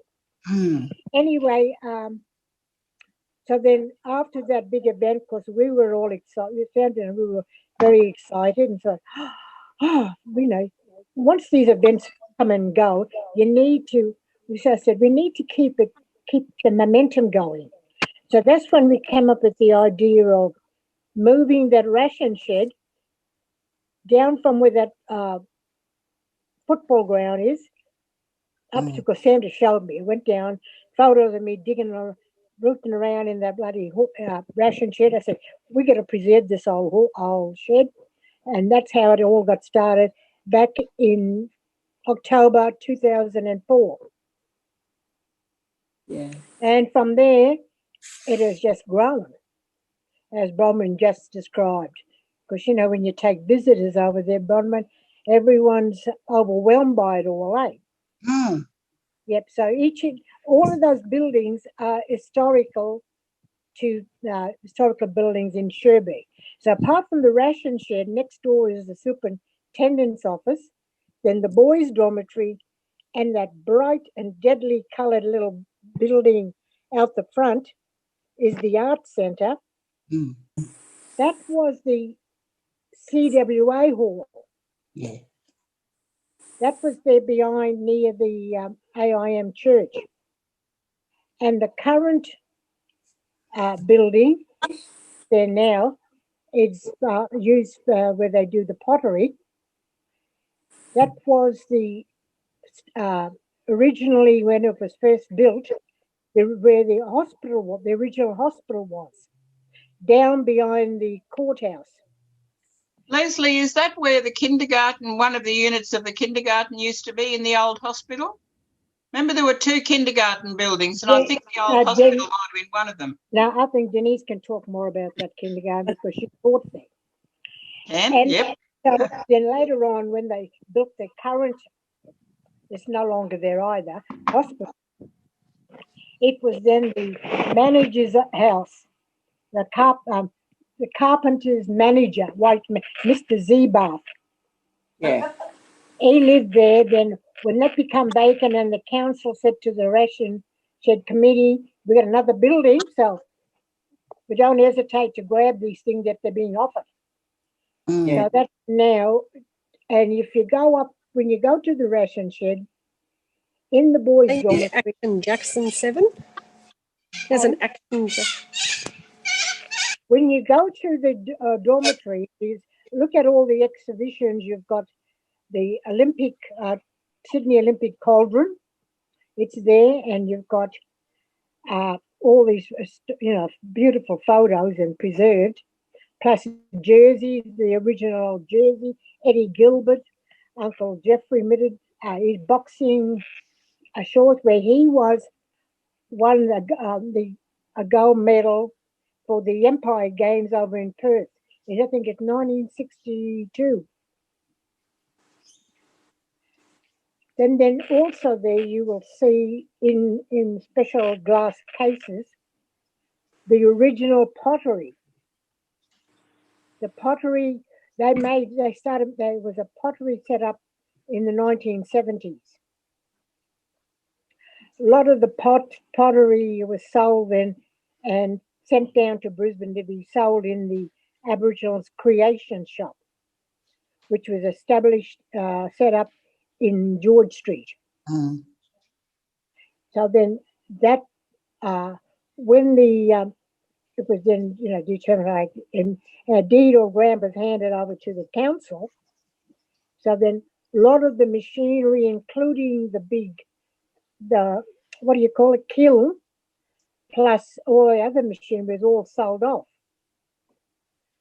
So this friend of mine, Matthew Wengert, he wanted to refire the pottery because he's collected lots of the original pots. You will see a lot of pottery there from, what's his name, Bill Roberts had donated. There was cups given to, I believe, to Joe and Flo. So they're all there. So you'll find it very interesting. I would allocate a couple of days for you to have a good look at what's there at the Rations shed. There's a small, there's a fee naturally to pay for the running cost of it. But like I said, you will be overwhelmed by what you see there. And and the final building I didn't mention, down the back there where Bronwyn said they hippie program, that was the original domestic science building. Yeah. So that was set up to train us girls to be train us ready for outside employment as domestics.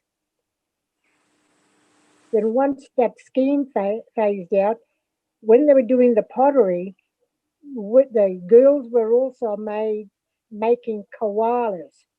Mm. So koalas were made there as at that domestic science building, and that's Bronwyn. I think that's where they also had the children's lunch program, where the kids had a hot meal during the day. And I think Denise might be able to talk more about that. That program was set up. But I'd like to also mention especially about the pottery and the koalas. Some of you might be familiar with, before the reparations with the savings accounts and people's wages, there was the under-award wages. That's when the government during Joe's time did not pay them the award wages. So the elders on Palm Island took action. There was an inquiry up on Palm Island with Ros Gidd and Nothing Justice Carter, and then they said through the discrimination, because they were never received award wage when it was awarded to all Australian workers, but because being Aboriginal, Joe said, no, we're already looking after them. They shouldn't be entitled to the award wage. So look, I can go on all afternoon about a lot of that stuff, but I just leave it open for the other speakers as well. Can I quickly say, the other thing the state said was that they were training people. Because they were trainees, they therefore would only get a trainee wage, when in fact some of them had been working in the same job as full-time employment for years and years, and it was farcical to call them trainees, but that was an excuse they used. Yes, exactly. Interesting. Thanks for sharing that, Aunt. Before we move to the next question, I just wanted to highlight that there's an attendee by the name of Christine, and she would like to donate 2 full bags of golf clubs if she could. So I'm not sure who we put Christine in contact with, but thank you, Christine, for that. I was a bit shocked when Councillor Murray was saying that the kids love golf. That's very interesting. So yeah, so hopefully... I'm actually willing to rally and find more equipment, actually. Oh, wow. Thank you, Christine. That's very generous. That'd be lovely. Yeah, great. Who can we put Christine in contact with? Yeah, that'd be awesome. We're looking at working on at the back of the old cemetery to put a driving range in there so that they're not hitting it near the houses and stuff like that. Yeah, so they love that. They're sort of going to be like, we know where they are, but they out of sight, out of mind type of thing, doing their thing. Yeah, would they also be into like if we could get our hands on some secondhand BMX bikes and some extra equipment for cricket and bowls, football, basketball, that sort of thing, if we could rally and get those? Yes, definitely. And because like I was saying, we've got the new skate park that's coming up. And like I'm telling all the little ones now to get into their parents' ears. Remember now, we've got a new skate park that's going to be on its way. Invest in a scooter. So we got some children who are fortunate, but then we got other children who are just unfortunate of even getting a scooter. Yeah. Well, I'm gonna see what I can do. Okay. Thank you very much. Can I just say to Bronwyn, as an example of how good Cherbourg people were at sport, in 1980, the grand final in the rugby league was between Cherbourg and Kingaroy. The magistrate and the police from Kingaroy conspired to pervert the course of justice to lock Aunty Murray up 2 days before the grand final to help Kingaroy beat Cherbourg. It's the most appalling abuse of power I've ever seen. I managed to get him out, and Cherbourg won, and Aunty busted their back line every time. It was wonderful. Yes, he was good in these days, wasn't he? Yep. Deadly. Speaking of like that first reconciliation run, we do have different celebrities at different times. That first one, Kathy came, Freeman, and she actually did the opening for it. But then we've had like Wendell Saylor and Sammy Thido and them all come, all the rugby league players, and they just want. You even had Chris Sarah, didn't you? Yeah, Chris Sarah. He'd been in a couple of the runs. Yeah. Leah, can I say something? Just want to thank Lesley. She's my sister there. Thank you, Lesley, for your talk, and thanks, Bronwyn. Bronwyn, I don't know. But, Leslie's fight too for our lost wages, and I'm just very grateful because some of our people have just got, from that class action, and it's been wonderful for our people to get that money, and my family in particular, thank you. So I want to thank Lesley for that. That was a lot of hard work, and the lawyers that worked for that, that helped. And Bronwyn, I started the first kindy in Cherbourg in 1969. It was the first kindergarten on Cherbourg, and it was myself and Penny Cubbo. So we started the kindy there, and thanks to Peggy Banff and Ration Kindergarten who helped us in that time. But it was one of the old hospital buildings. They cut in half and then gave us a building down near the dormitory down there. So we started that. Right, yeah. And we used to walk the settlement just talking to parents about, sending their children to kindy, of course. So some of them still keep in touch, and I also worked in the prisons for nearly 20 years. So, as you know, working with our people through early childhood, through the youth detention centres, but I'm also proud of you, and it's lovely to see the council are in charge there, because in our times it was ruled by the white fellas, and no disrespect to anybody, but as you know, we had to abide by those rules. And Dad was police sergeant on the settlement before white police came in, and grandfather Lesley and our grandfather, and so, and I've met prisoners that I'll tell you now, they would never mess with our grandfather or our father, they were well respected, and they did look after community. Yes. Dad actually slept in his uniform at night with his boots on, his hat above the bed, and at any time.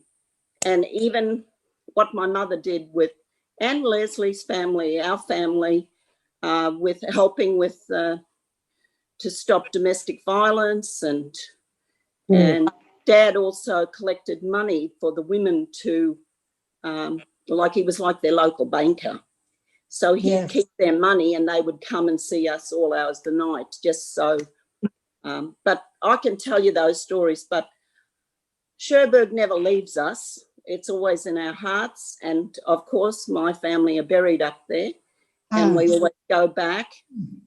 And, I went through school with old Sam Murray. Yeah. So, yeah. But I just want to thank you. You're doing a great job by the sounds of it. But if you ever need any support from any of us, I'm sure we'd be willing to fundraise or help in some way the Cherbourg Council. Yeah, thank you. No, thank you, Aunty Denise, because you stand and you talk about, like, the olden days and how, your neighbour could correct the neighbour's child and stuff like that. And those sorts of times, it's like you got to have boxing gloves on these days to It's a terrible, I don't believe in things anymore. These tables where you can come and sit and talk and discuss about to get to the nitty-gritty of the issue at hand.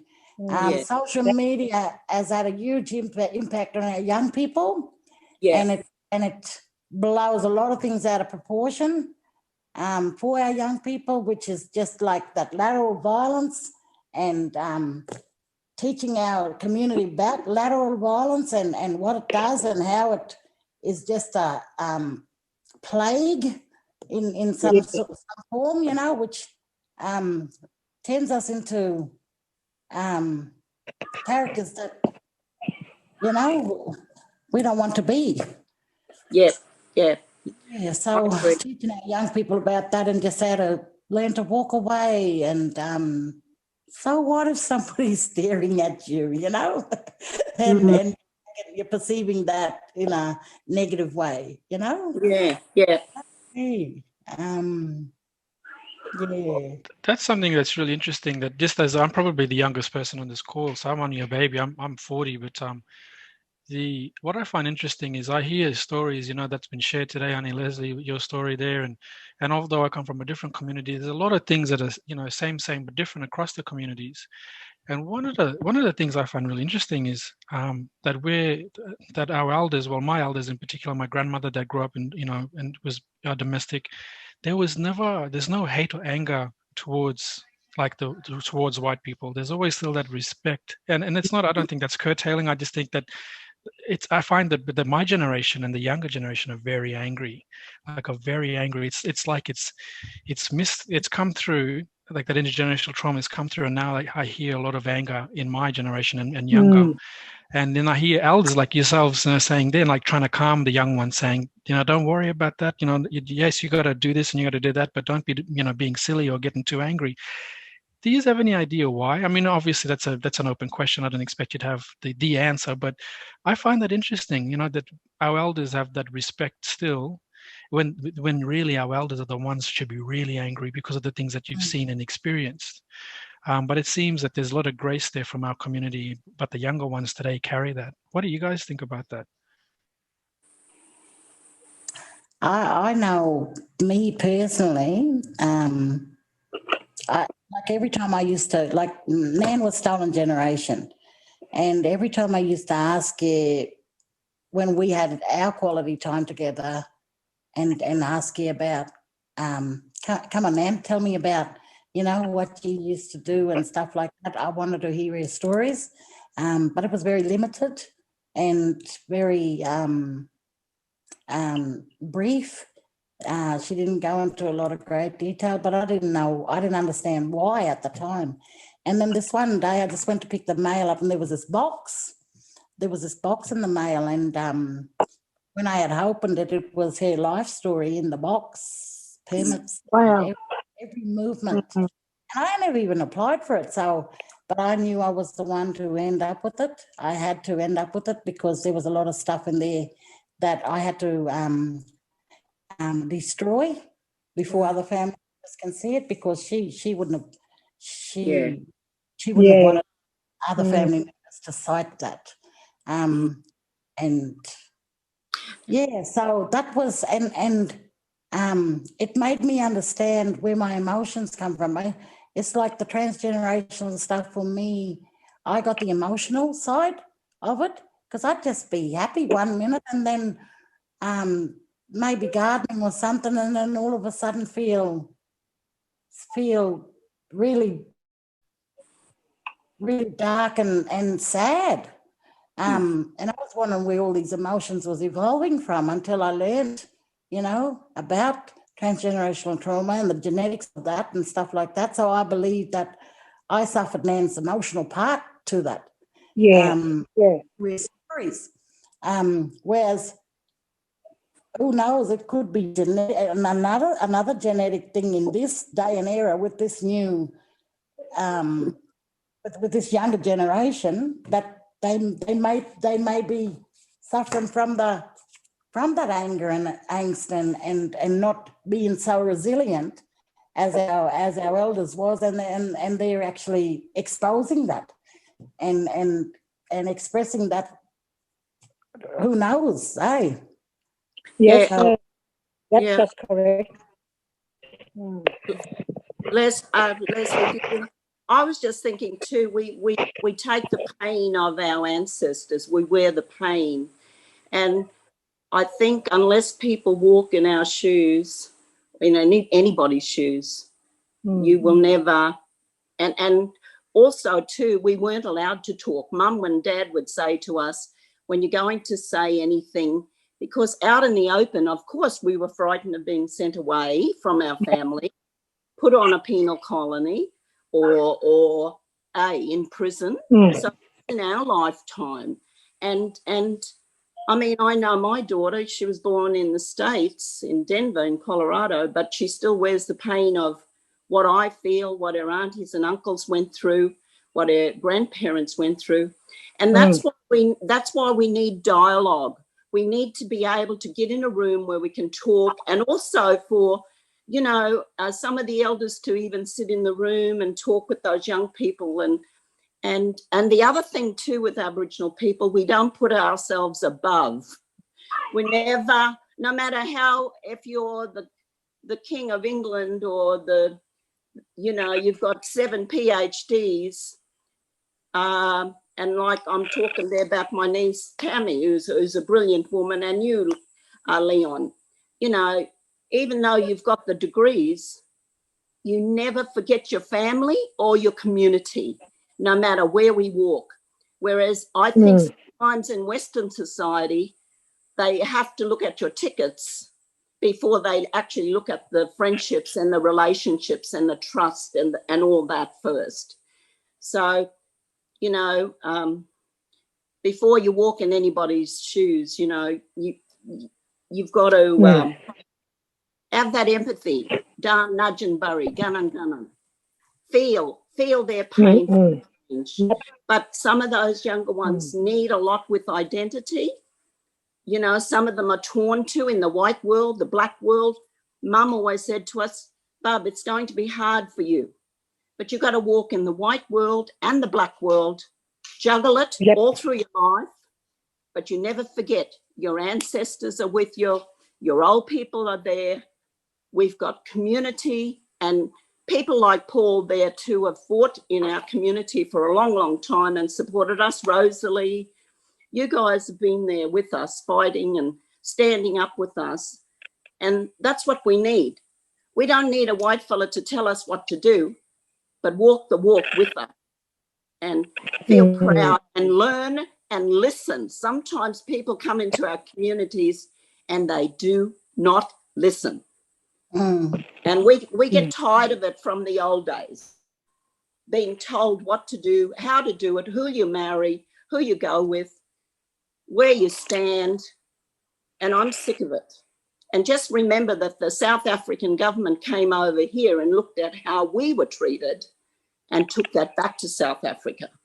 So we need to acknowledge our ancestors first and foremost, the people who paved the way for even me to be in a room here with all of you, to be speaking, to have a voice. And I thank you all for that, for allowing me to speak, and my sister there, and for you, Bronwyn, to speak. It's very emotional for me. And I'm proud of being in the same room with you all, because You're the people who make the difference. But you have to also be the ones to stand up to your own people and speak up, and don't put it on us as the Aboriginal or Torres Strait Islander problem. I am absolutely sick of that. Sorry to be so blunt, but I'm passionate about this. Can I just say, I agree with you entirely that a lot of white people have a problem about listening. And I just want to say, I've been taught by some very strong black women how to listen. I'm very grateful for that. Thank you, Paul. Thank you. No, well, that's right, and Denise, you hit the nail on the head. You know, we've done all we can now. We in the 20th century now, and it's about time. We got a lot to offer, and we need Western society to start listening to how we need to be doing things now to have a better Australia. You know, better communities, better living, better lifestyles. Our sign out here says, one community, many tribes, you know? And I strongly believe as a community woman here in Cherbourg that we need to have a healing ceremony. And that healing ceremony needs to begin with the Waka Waka people to do a welcome to country to the rest of the people here from those other many tribes. And we need to identify the totems and have that as a special place in this community where all you guys come back home and we celebrate that. Because that is where we need to start with our healing as far as, you know, because one thing was hard for me, and that was, even though I'm born here and bred here in this community that I know as home, Cherbourg, I didn't learn until later on that my grassroots tie me, my ancestral roots tie me to far north Queensland. And it's very hard for me as a community person to do things with respect 48 connections to the Waka Waka people, you know, and I feel doubt sometimes. You know, that's why I'm saying that I believe that's where the healing needs to begin, is we need to have a big welcome to country ceremony from the Waka traditional owners to all the other tribes who had been here. You know, we'd support that, Bronwyn. We'd support that. We need to put that together ASAP, because that's going to create these pathways for this younger generation to come through as better leaders. You know, and I can vision that. You know, everything just going to tie in. No. Okay. Can I just now share my thoughts, my feelings about you know, that anger and what people's emotions going through? When I started doing the research I thought I need to find out about my money that was in savings account. Then I just discovered then not only it wasn't all just about me, Lesley, but I figured out I knew my older sisters went out, Sister Anna and Sister Sandra went out to work, but I didn't realise, because they never talked about it. My grandparents, my parents, and even then my grandparents. Then lo and behold, it goes right back to my great-grandparents who had all worked, but they never shared that with us. I suppose you just forget it and rock it away, put it to the back of your mind. But when I started reading all this stuff written by the officials, look, naturally I became angry. And I thought to myself, after I cooled down, I thought, if I continue to be bitter and carry this anger, it will take over my life. And if I need to make things happen, I need to turn myself around. And then with that came on board lots and lots of white fellas. And today, all those white fellas are still my very good friends. Same with you guys who are now part of the Reconciliation Council. I'd like to embrace you too. You become my family as well. And so we can be on this journey together. And the young people, they need to, realise the anger, become bitter and twisted. It's going to happen. They'll, as they get older and change, they'll change their views to know that, look, we're so fortunate to be here in this country, considering what's happening around in the other parts of the world, what's happening over in America. They're just, there's so many people who can be easily brainwashed, but not, we're very, we're able to speak openly here now, and so many people coming on board and want to learn more. And it's about sharing our history, making, acknowledging, you can then acknowledge the past so we can all move forward together for a better future. I just wanted to share that with you. Thank you. And Bronwyn, you're doing a deadly job, sister. Thanks, Aunty Les. You too, Sister Denise. Oh, thanks. Thank you. That was all. Thank you so very much for sharing that insight. Very powerful, very deeply moving. And I really appreciate for that honesty in sharing that. I could listen to, I actually don't want this conversation to end, but I'm mindful of time. We've got 5 minutes. And before we pass on to the co-chair, my co-chair, non-Indigenous co-chair of Reconciliation Queensland, Peter Jackson, and to Aunty Heather Castledine, who's the co-chair of Reconciliation Queensland Brisbane Metro Committee, I personally want to say a very big thank you, or in my language, aweswau, meaning big thank you to all our guest speakers, Aunty Lesley, Councillor Murray, Aunty Denise, and I just want to make a point of acknowledging that all my life, and today is no exception, I've been honoured and privileged to learn from strong Black women.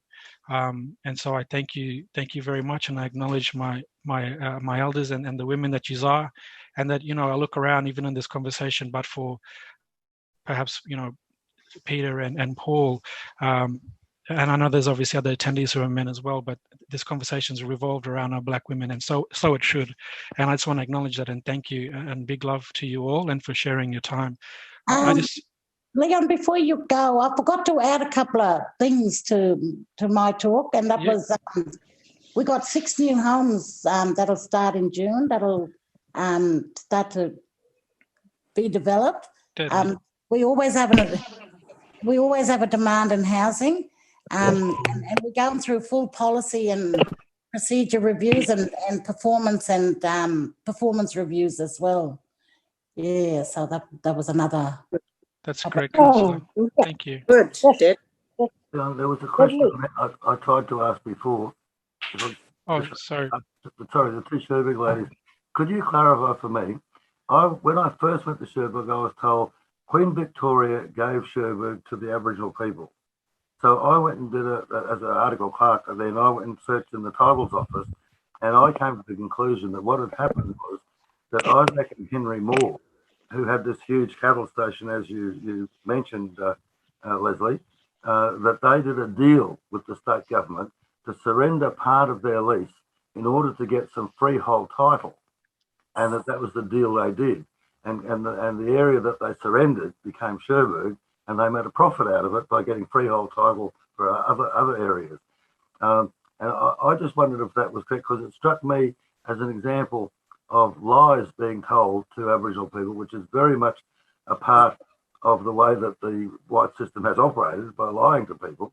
Like, for example, in the Torres Straits, by the way, they told the islanders that they owned their own islands. And so I remember addressing a group at Thursday Island about the real situation was that the state owned it all, and people were horrified. I think that helped Eddie Marbo get his case going. But, I mean, that was a lie that I think I exposed. But I wondered because that's 50 years ago I did that, and I can't remember now the detail. I just wondered if either of you knew anything about that. I was always aware from my elders that Cherbourg was gifted land, and that was the uniqueness about Cherbourg in relation to other communities. That's what I've always been told, and that's what I grew up on. Well, see, if that was true, then that would mean you would have a form of land tenure, an entitlement to that community, which of course would be in conflict with the native title. But I think that was a story that was made up to deceive the Cherbourg people. Okay, that's interesting. Well, thank you for sharing that, Paul. Yeah, Paul. If anyone wants to follow up on that, I'd be happy to discuss it. I'd love to have a chat. Well, that's one we will have to follow up on, Liz and Denise, because I often wonder about these leases as well. You know, when they government doing negotiations with councils, and they doing, you know, whether it's 40-year leases and so forth, and then we got deed, you know, Dogged. We got dogged and we got deed, and so I want to do a little bit more, you know, groundwork and research around that too, because I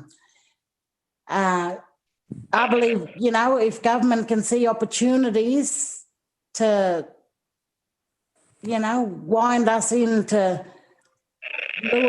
lure us into their game, you know, then they will. Well, I think that not so much of the recent decade or two, but going back in time, governments lied to Aboriginal people about so many things, I think. Absolutely. Yeah, I believe so too, Paul. Yep, they're still doing it. So I don't think it's a strategy they've changed. It's been effective all this time. But I will have to move on. But thank you very much, Paul. You're someone I actually also want to acknowledge and thank you. Indirectly, you had a big impact on my life by making opportunities for my big older cousin, Kevin Smith, in law. And but for looking at Kevin, perhaps I would not have pursued law as well. So thank you very much. Well, whatever I gave, I got back more and more than that. What you give in good heart, you get back in double. I'd expect such humility from you, Paul. Thank you. I'll hand over now, with all due respect to our speakers, Aunty Lesley, Councillor Murray and Aunty Denise, to my co-chair, Peter Jackson, who will now address with Aunty Heather Castledine, co-chair of the Metro Group. Thank you, Peter. Thank you, Leon. Thank you, Leon. Look, I will thank, first of all, Aunty Lesley Williams and Councillor Bronwyn Murray. Thank you for sharing your life experiences and your knowledge of your peoples, particularly in Cherbourg, and my own personal learning curve is constantly being enriched by the likes of you two women, and I go along with what Leon said. In my engagement over some years, there's been some wonderfully strong Aboriginal and Torres Strait Islander women that have taught me, pulled me in line in many occasions in different locations around Queensland and Australia, but I've always fully respected the wisdom coming from our very strong Indigenous women and men, but women in particular. I'd like to acknowledge the work that others have done to put this little series together. You never quite know nowadays on how Zooms will go, but can I tell you that looking at our participation rate at the moment in this, we're currently up to 52 people have leaked into us and are still with us, okay, after all this time. So thank you all those who are around Australia, possibly around the world. We won't know until later on whether other people have joined us from other locations around the world. But you know, it's been a worthwhile experience. It's often difficult to sit down with each other under these circumstances and talk about very personal experiences. But this medium has given us all this opportunity. We're going face to face, we're asking questions, we're talking to people. and we're receiving, facts about history and experiences in particular. And I thank you, Aunty Denise, as well for your input there. I know you're passionate, and it's lovely to see that. Okay, and you're a real fighter, and you've been a great supporter of reconciliation, which is even better, from my perspective. And Rosalie, you've put a lot of effort into this, making sure this happens. It's something you do every year, whether we do face-to-face situations or whether we do it by Zoom, as we now know that we can do quite successfully. So I'd also like to acknowledge the traditional custodians of the land on which we're meeting here today, and it's spread far and wide. So I'd like to, in my particular area here, it's or the region really is Yagara and Turrbal country, but in other places, of course, there are other representatives of those traditional owners. I'd like to acknowledge the elders who are with us today, and I'd also like to acknowledge the upcoming elders. And I think we've got a glowing example in reconciliation with Leon, who's an up-and-coming elder. He's got a lot to contribute, and I really respect Leon and his ideas. And many of those things come from his upbringing, and it's wonderful to see Leon. I appreciate that. So I don't have any more to add. I'm not sure whether Aunty Heather is connected. In regard to numbers, though, I tell you that my wife Christine is sitting with me, so I'm one link that's identified. Yeah, that's Christine's hand. And I think we're up to 53 now. And I know there are many other locations there where there are more than, there is more than one person on that link, so it multiplies. So thank you very much. Aunty Heather, are you there at all, please? Okay. Well, look, if Aunty Heather isn't there, on behalf of Reconciliation Queensland, I'd like to thank the Reconciliation Queensland Brisbane Metropolitan Group, and thank you all for joining us in this journey with reconciliation. Thank you. Thank you. Okay. Thank you for all you do down there. It's just up there, I should say. You just to be covering so much ground, work, state work, and as well as government work. You're incredible. Thanks, Linda. Thank you, Linda. Thank you, Rosalie. Thank you, Leslie. Thank you all the team and Sister Denise. It has been awesome. It's just been so good to be part and listening here. There's so many wonderful people out there. If it wouldn't happen if it weren't for you guys that put it all together. To you too, Peter. Thank you. You've been part of this for a long, long time. I used to be with Reconciliation in the 90s up until the 2000, but yeah, for some reason I sort of fell off the plate a bit, not so to speak. But wonderful. Thank you for keeping this momentum going to people like yourselves who are so dedicated to the cause. I'll be more than happy to take you on the journey with me, or you can take me on your journey. Thank you. Love you all. Bye. Thanks. Thanks, Leslie. We'll get on the journey with you. Wonderful.